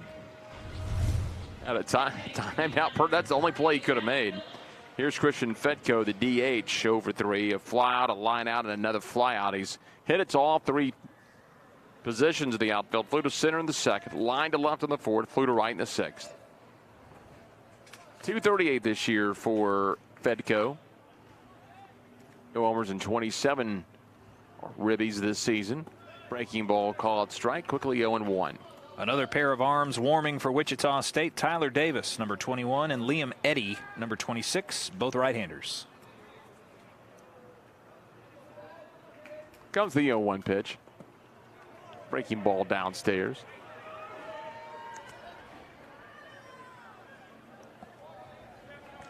There, the right-handers getting warm.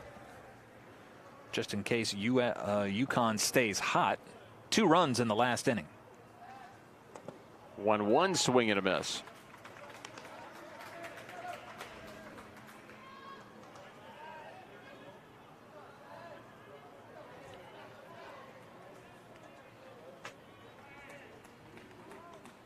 Time called out the plate as Fedko will step out.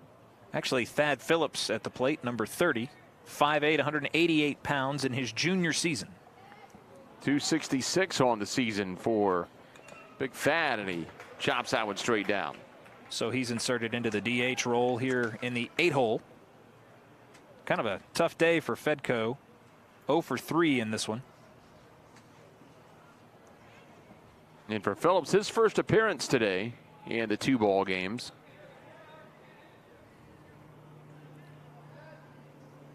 One, 2, swing and a miss, went after 1 down and in. Crowd wine throws him out. There's 2 away. That'll bring up Moriarty. the sophomore third baseman, hitting .223, 4 homers, 16 driven in. He is 0 for 3. Fly out to center, called out on runner's interference in the 5th, and he struck out in the 6th. Siegel with a couple of quick, quiet outs, pitching like a veteran. Still just a redshirt freshman. Made quick work of Phillips.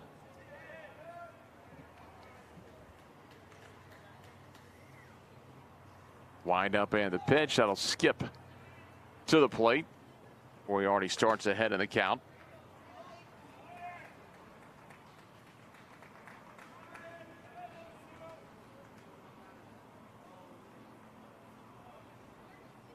They've got him played straight away all the way around to the infield and the outfield. Siegel's pitch, strike call on the outside. Moriarty, a very nice athlete, played 4 years and won a state championship in Massachusetts coming up. Also was a Division I state champion in soccer his sophomore season. Led the team in goals and points. 1-1, way up and out now, 2-1. West Springfield State High School. He's played some summer league ball while at UConn, the Pittsfield Suns in the Collegiate Baseball League. 2-1 pitch, up and out. 3-1 hitters count.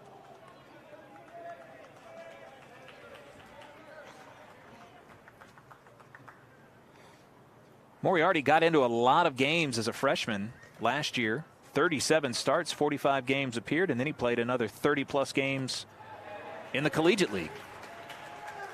He'll draw a 2-out walk. First time he's been on base this game. And Moriarty 1 for 4 earlier today, so only the second time he's been on day 1 for him for the championships. And back to New Sereno. It'll be the first time we see New Sereno hit. The starter, Cody Hoyer, gave up 3 walks in the first inning, only 2 walks since.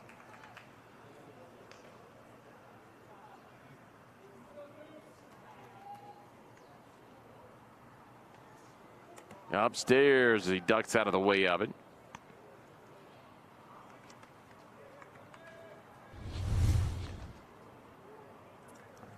See how close it was. Tries to get the bat down as quickly as he can. Lucky that didn't hit the bat for a foul ball.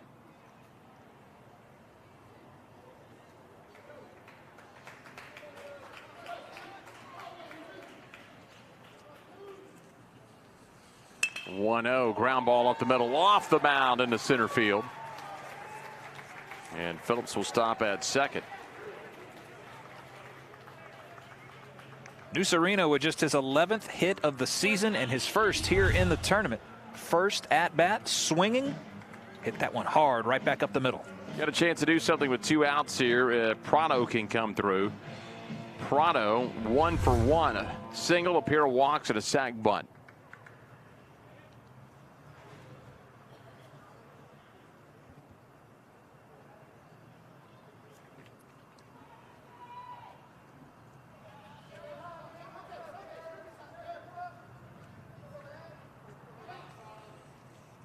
Siegel looks back just above the letters.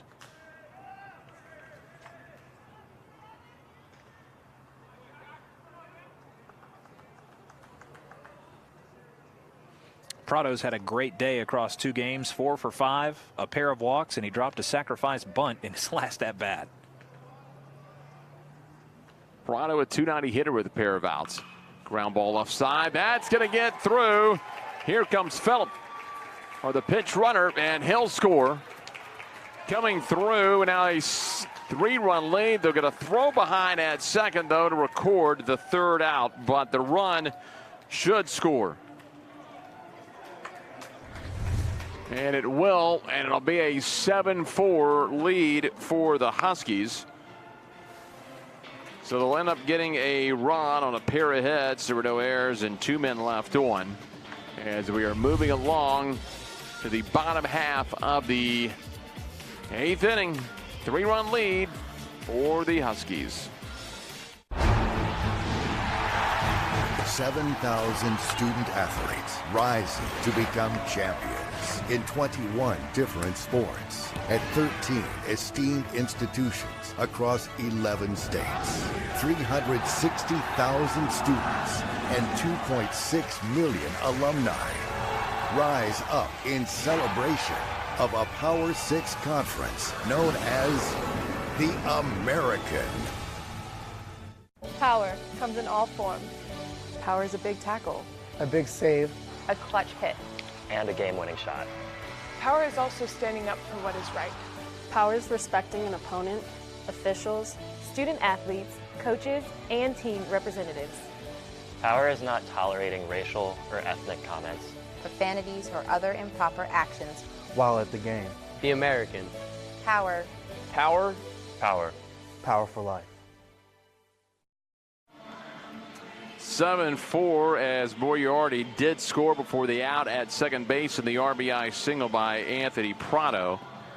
So the Huskies with a 3-run lead, and now all of a sudden the Shockers, who had an early 4-1 lead, find themselves down by 3 runs. It's 6 unanswered down by the UConn Huskies. Tim Cate's been very effective in relief for the Huskies. Throw down from Susi is complete, and we're ready to get underway here. Bottom of the 8th inning in Clearwater. Well, it is going to be Jackson, who is 0 for 2. Jackson struck out but reached and ended up scoring in the second. Flew to left in the third. He would walk and was stranded in the fifth. Cate trying to keep his rhythm. He's retired 8 Shockers in a row. Came in, he walked Jackson, who's at the plate now. After that, no one's reached base. First pitch, and Jackson lifts it foul. They'll give it a look. That's going to get over the dugout. Cate, since coming in, has started working in the low 90s. In the 6th inning to end it, he threw a 94-mile-an-hour fastball low to Alec Boehm, who flew out to center field, couldn't drive it enough. That's as hot as we've seen him on the gun today. 0-1 from the lefty. In there for a strike.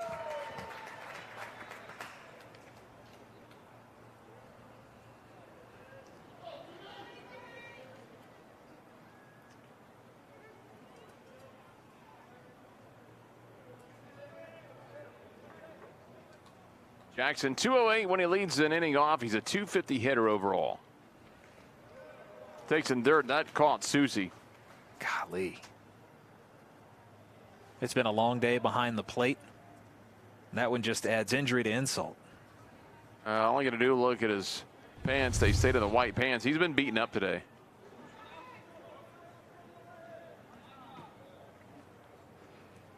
That gives Zach some time to shake that one off.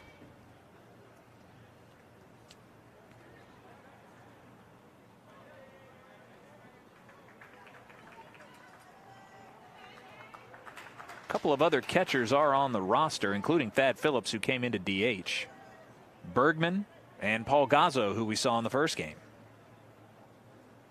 Comes down low, and again Susi takes it in the chest protector that time.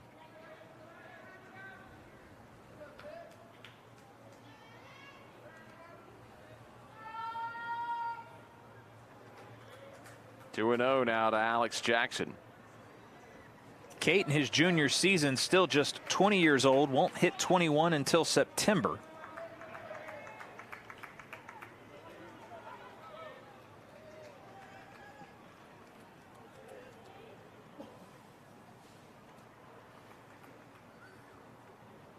Big deep breath by Cate. 2-2 called strike 3. Fastball in the outer half. 9 in a row sat down. That's 4 strikeouts in the ball game for Cate since coming in relief, and 11 Shockers have been punched out today.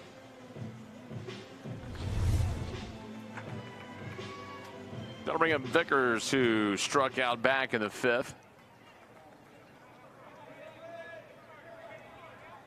Looks like last chance for Cincinnati over at the Carpenter Complex. Swing and a miss, a big 12-6 breaking ball.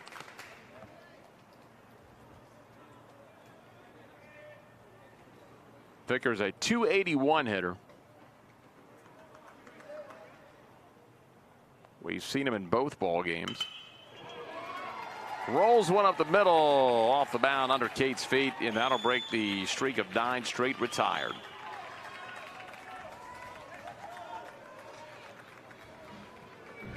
Down to their final 5 outs, trailing by 3. And Vickers right past Cate, back up the middle.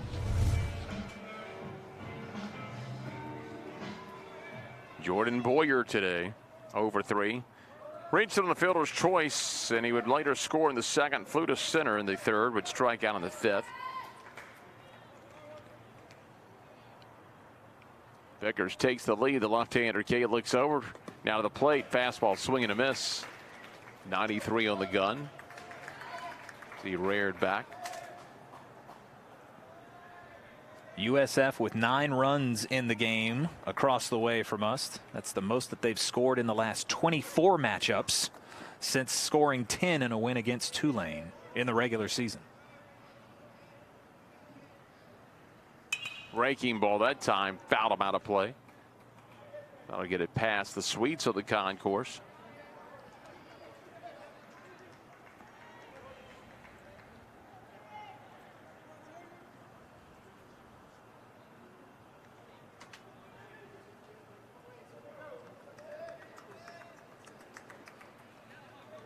Well, I know in the state of Florida, in terms of regional hosts, you're looking at Florida and Florida State. Both those programs with 40-plus wins. And if you're USF, the last place you want to go again is Gainesville. Tallahassee wouldn't be a much better offer. Imagine they would like to probably get out of state. Now it's closer in Florida for your fans, but you'd like to get out of that. 1-2. And he just caught a piece of it. And as you mentioned, it was a good point you made earlier. USF would like to come in here and win a couple of games, try to maintain that 2 seed area. Sitting at a 23 RPI right now, they're solid, but you don't want to drop too far out of that, because then you do get stuck at one of those places, probably as a 3 seed, or you go way further than you want to. Swing and miss, got him on the outside, struck him out. There's 2 down.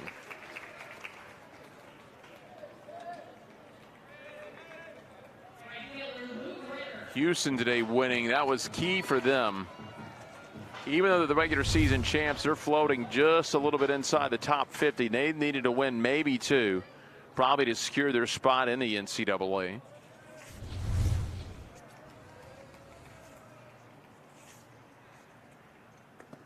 Breaking ball called strikeout. The A's in an 0-1 count.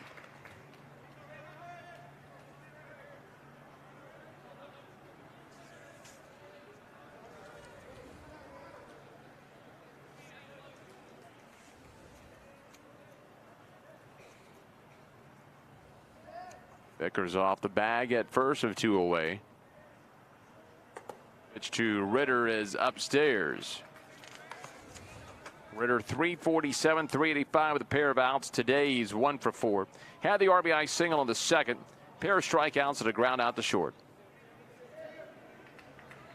If they retire Ritter, it'll be Jenniston, Bohm, and Troutwine due up. Jenista, Bohm, and Troutwine. 2, 3, and 4 in the bottom of the 9th. Breaking ball dismissed in.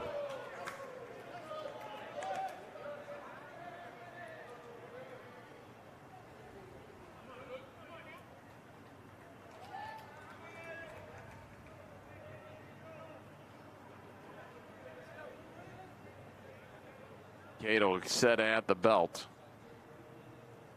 2-1 pitch, misses low. 3-1 count. That's the first time he's had 3 balls on a hitter since he walked Alex Jackson when he came in the 5th.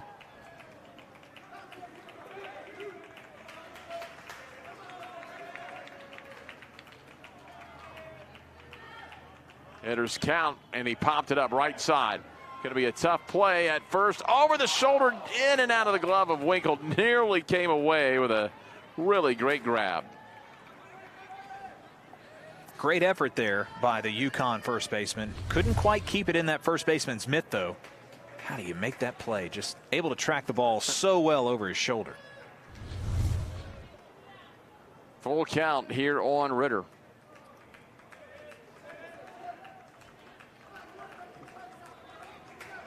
It's been tough to slow down Ritter.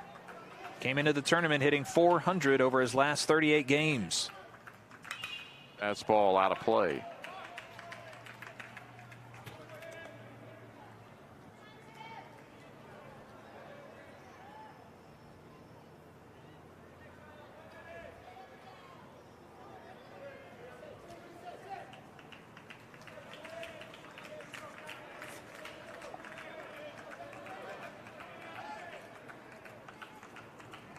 A 3-2 pitch.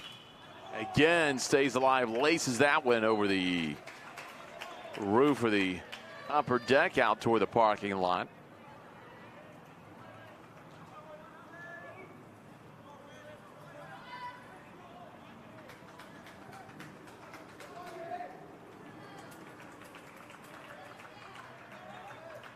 We'll do it again at 3-2.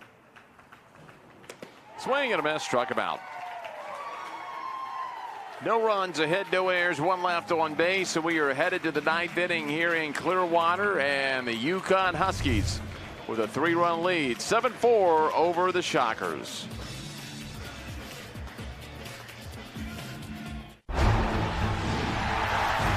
$7,000 student athletes rising to become champions in 21 different sports at 13 esteemed institutions across 11 states. 360,000 students and 2.6 million alumni rise up in celebration of a Power 6 conference known as the American. Power comes in all forms. Power is a big tackle, a big save, a clutch hit, and a game-winning shot. Power is also standing up for what is right. Power is respecting an opponent, officials, student athletes, coaches, and team representatives. Power is not tolerating racial or ethnic comments, profanities, or other improper actions while at the game. The American. Power. Power. Power. Power for life. Sun setting here in Clearwater on day number 2 of the American Conference Championships, as UConn leads it now by 3, 7-4 here in the top half of the ninth. Let's head downstairs. Let's check in with Haley Out. Update from Robin Roberts. The elimination game has come to a close. USF victorious over Cincinnati 9-4. So that means the Bulls will play the loser of this game here at Robin Roberts again at 9 a.m. tomorrow, weather pending. All right, we just heard Haley Out. Again, pay attention to the American.org on the championship page too, but weather pending, that will be the matchup. Kate's strikeout to end the inning past Anthony Kay. 264th career strikeout, now has the record. Unbelievable performance for a 20-year-old. Very bright future as we get underway here in the ninth. There's a pitch. It'll be a strike. So we got a 9-4 final for USF, as Haley just mentioned. Waiting for the loser of this game tomorrow.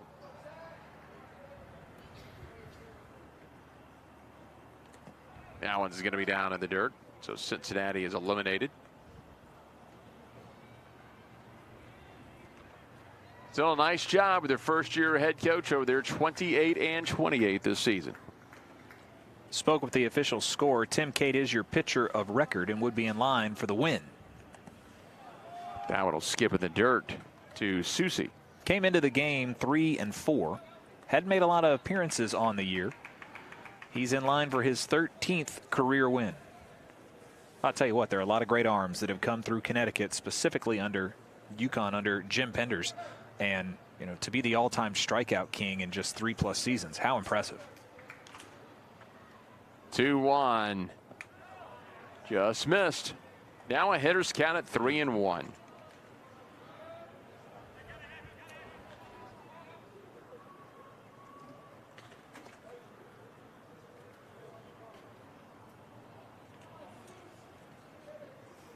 Susie 2 for 3. He's been hit by a pitch. He'll reach base now for the 4th time today. And a couple of arms up in the pen now for Wichita State. Clayton McGinnis and Preston Minor, both right-handers. Isaac Feldstein 1 for 3. Had the big triple in the 5th inning. Double play, a strikeout, and a pop-up in the bottom of the ninth for Wichita State. It'll be Genesta, Bohm, and Troutwine, 2, 3, and 4 in their order. Potent 3 coming up for Wichita State. They could easily make up 3 runs.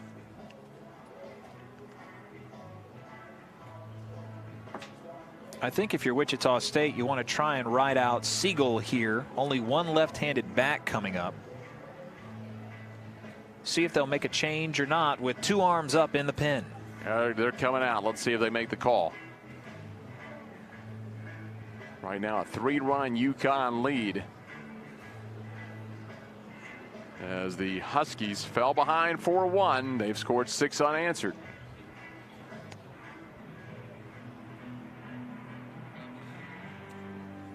And they will make the switch, and that will do it today.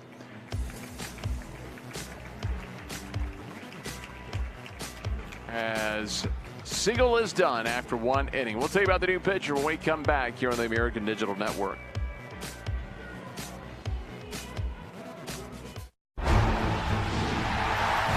$7,000 student athletes rising to become champions in 21 different sports at 13 esteemed institutions across 11 states. 360,000 students and 2.6 million alumni rise up in celebration of a Power 6 conference known as the American.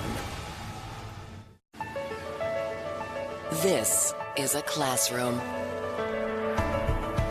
This is a lab. This is a study break. This is family. This is home. This is UConn.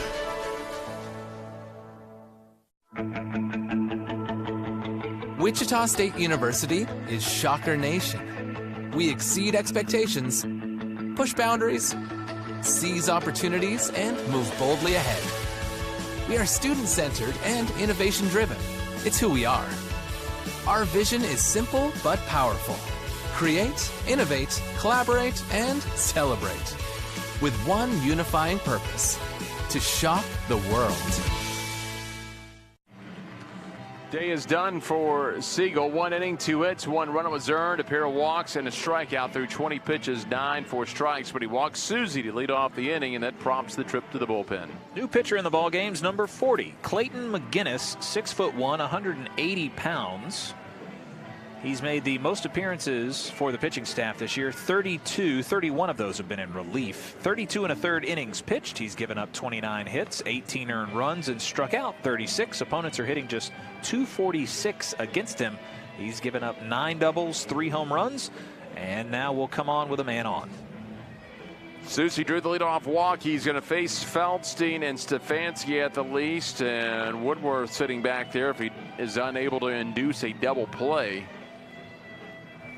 He needs to hold the ball game here if he can. Again, they've got 2, 3, and 4, and Genesta, Bohm, and Troutwine due up. They can get through the heart of the order, and then Croft waiting if they're able to set the table, but can't afford to fall any further behind than the 3 runs they're already at. Feldstein getting that triple in the 5th.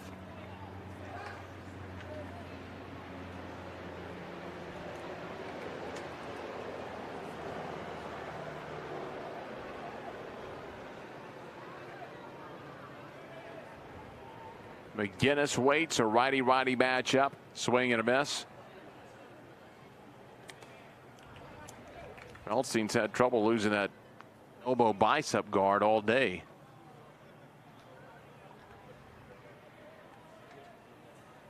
It's time for some new Velcro. He's such a violent hack. I mean, he smacked that triple 2 innings ago. Another hard hit there. Lost it again.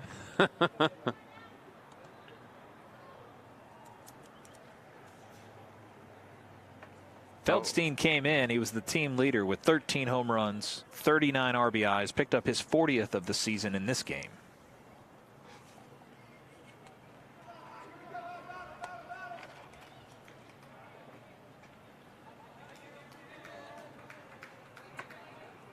You'll have to protect the plate here. They do have Boyer playing a little bit up the middle.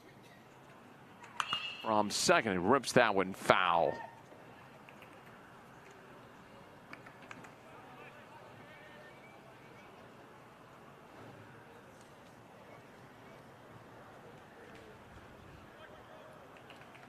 Boy, tough to look at the scoreboard for Wichita State. Those 4 runs in the bottom of the second and then 6 scoreless frames afterwards, as the UConn pitching really got on track.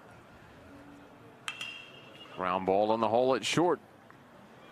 Nice backhanded play by Vickers, gets the force out at second.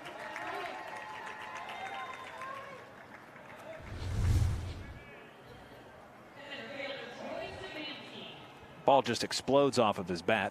They'll cut down the lead runner. No throw over to first base. That'll bring up Troy Stefanski with a pair of RBIs in today's game. He's seen it well. Stefanski was 0 for 1 in game number 1, but he's roared back here 3 for 3. Pair of singles, a triple, 2 runs batted in and a walk, so he's been on 4 times. He walked 3 times earlier today. High chopper to short. Vickers flips over to first, 6-4-3 double play, and that'll get him out of the inning. No runs, no hits, no errors, and nobody left on base. Bottom of the ninth, last chance for the Shockers. It's 7-4 Huskies.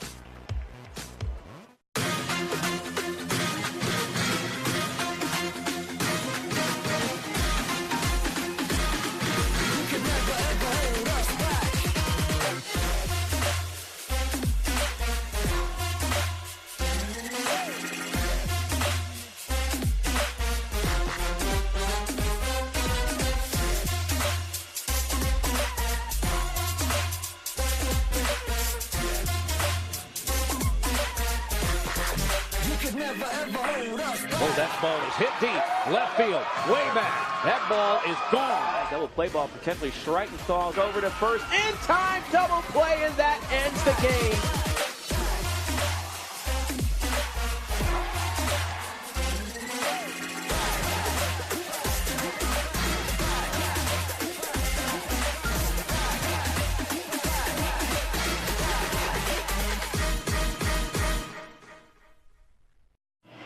Seven 4 UConn leading Wichita State with 3 outs to go, and the ninth's done for Tim Cade. In relief, 3 2/3 of an inning, 1 hit, no runs, 1 walk, 7 strikeouts, including the record 264th, 48 pitches and 32 strikes for Tim Cade. New pitcher in the ball game is a big one. 6'3", 242 pounds, Jared Melly, a freshman out of Michigan. Let's take a look at Melly's numbers on the year coming into today's game. And for Melly, for the regular season, this is his first appearance. Unbelievable. Throw him into the fire, see what he can do.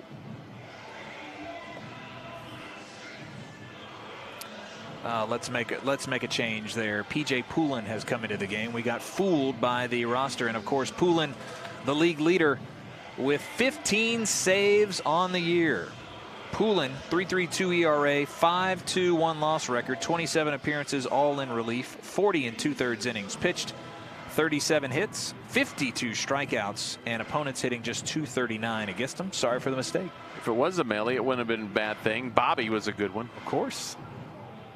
Miss hearing the Yo Bobby calls out for UConn. We've heard the last 2 years, 2 or 3 years. 4-year player for the Huskies at first base. Well, here we go. 2, 3, and 4. Jenniston, Bohm, and Troutwine, and then Croft if anyone is able to reach. And there's not a lot of opportunities after that second inning. They've left 4 men on since. That's been it. Left 5 on those first 2 innings when they look like they may run away with it.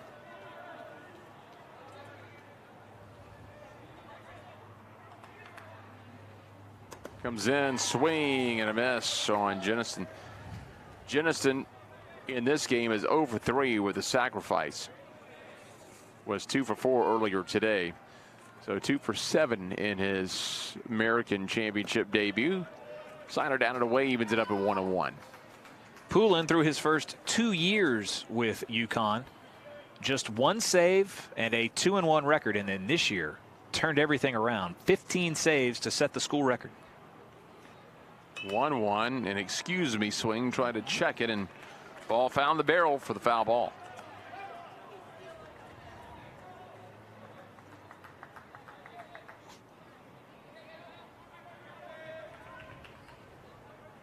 Last summer, Poulin pitched in the Cape Cod League, went 3-1 with a 1.2 ERA.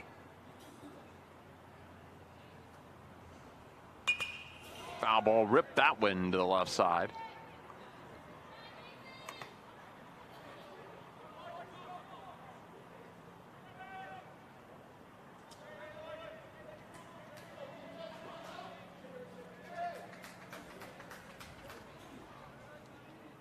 A 1-2 delivery. Leaves it down and out. Count even about 2 balls, 2 strikes to Grayson Jenista. First baseman at 312. 538 as a leadoff hitter.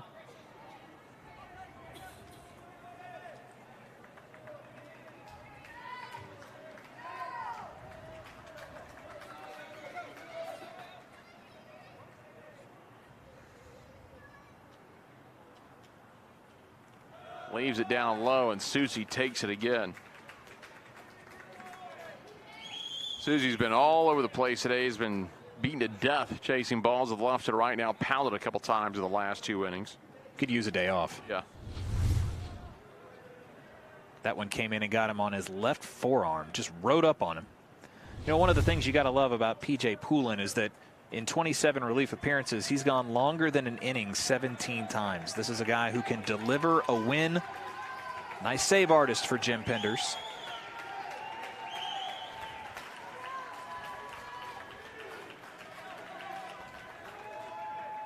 Calls time, it steps out of the box.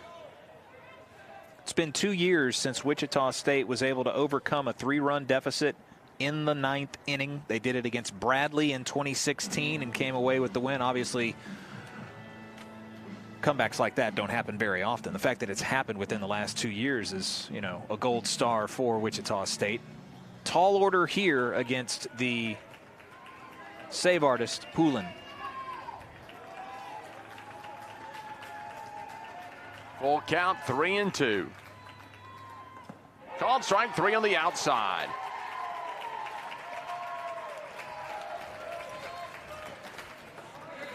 Jenista didn't like the call there to start the 9th inning. Take a look at the replay. Boy, that's the express. Right inside at the knees. Nice pitch by Poulin. That'll bring up Alec Bohm. Bohm is 2 for 3. He was intentionally walked in the 2nd, singled in the 1st and the 4th, flew to right in the 6th.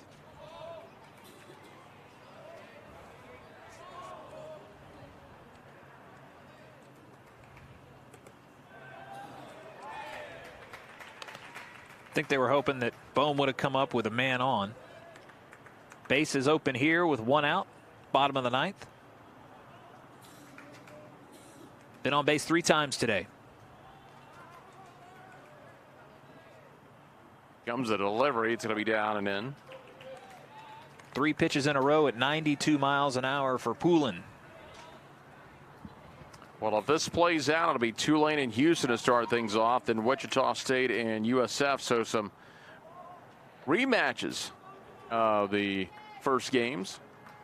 ECU and UConn will be waiting in the winner's bracket. But there's a high fly ball hit well to left field. That'll send him back, and that one is gone. Up on the hill for Alec Bohm. And Bohm will hit his 16th homer, 55th RBI. Really would have liked to have had a man on there. Bohm makes it a 2-run game. 16th home run. And that was full extension there all the way out to the berm. Fastball, power on power. He challenged him and ended up winning that at bat. There are just some fans sitting on that section of the berm as well. Left half an inning too early. Bohm heads back to the dugout, pulls his team 1 run closer. Yeah, somebody from Frenchie's walked over and grabbed the ball. Pitch on the inside is a strike, 0-1. So 7-5.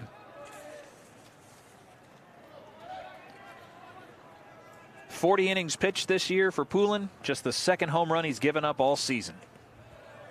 That's impressive. Now a 1-1 count.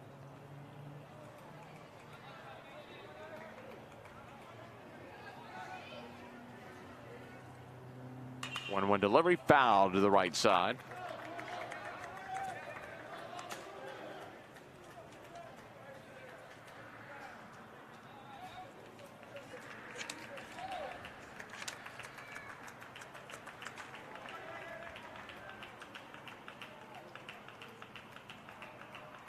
One-two pitch, off speed inside.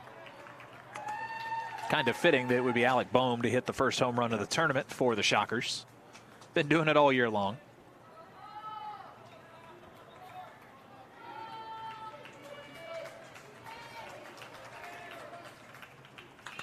Popped him up in the infield. Prado at short. On the mound, and there's 2 away, and Wichita State down to the final out.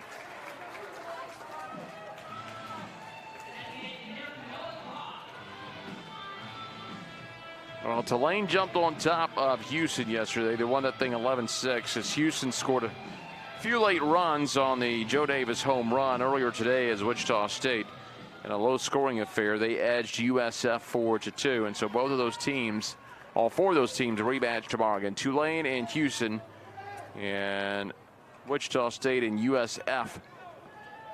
Those will be your elimination games tomorrow. Yeah, as East Carolina and UConn will wait on the winner's side in the first semifinal games. If we're able to play those games on schedule, it is not determined yet if necessary games, if they have to be played, whether they would try to get them in tomorrow night or push them to Friday. They gotta all be dependent on what happens tomorrow weather-wise. Here's the 1-0, fouls it off. 10th at bat of the day for Noah Croft. He's reached base 3 times, all via a walk. Still looking for his first hit.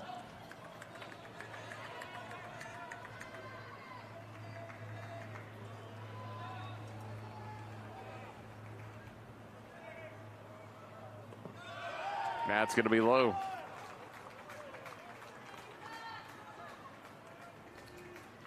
Be interesting if Croft can get on and Cadena comes up behind him. He's got a pair of singles today.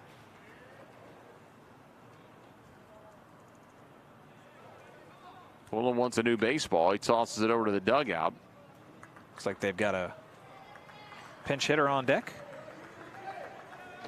Dayton Dugas, number 25, has come out.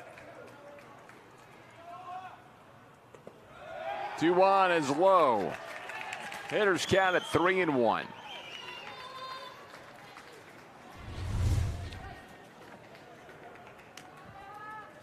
Just below the knees, had it over the plate, but low.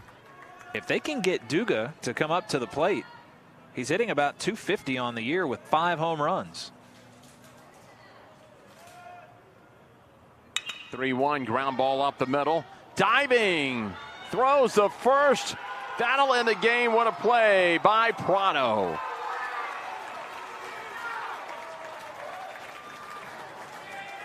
The solo home run by Bohm, the only run and the only hit of the inning, but Prado flashing the leather to end it.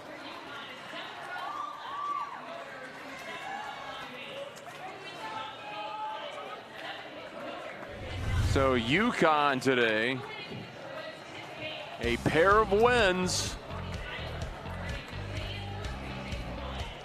Prado just banged him out. Final score, it'll be 7-5 Huskies. They advance in the winners bracket. We'll be back to Clearwater in just a moment.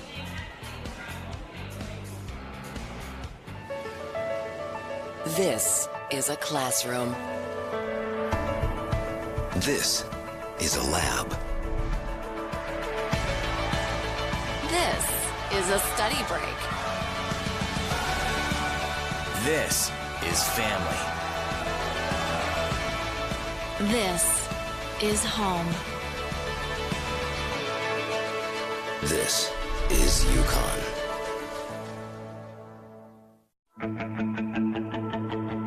Wichita State University is Shocker Nation. We exceed expectations, push boundaries, seize opportunities, and move boldly ahead. We are student-centered and innovation-driven. It's who we are.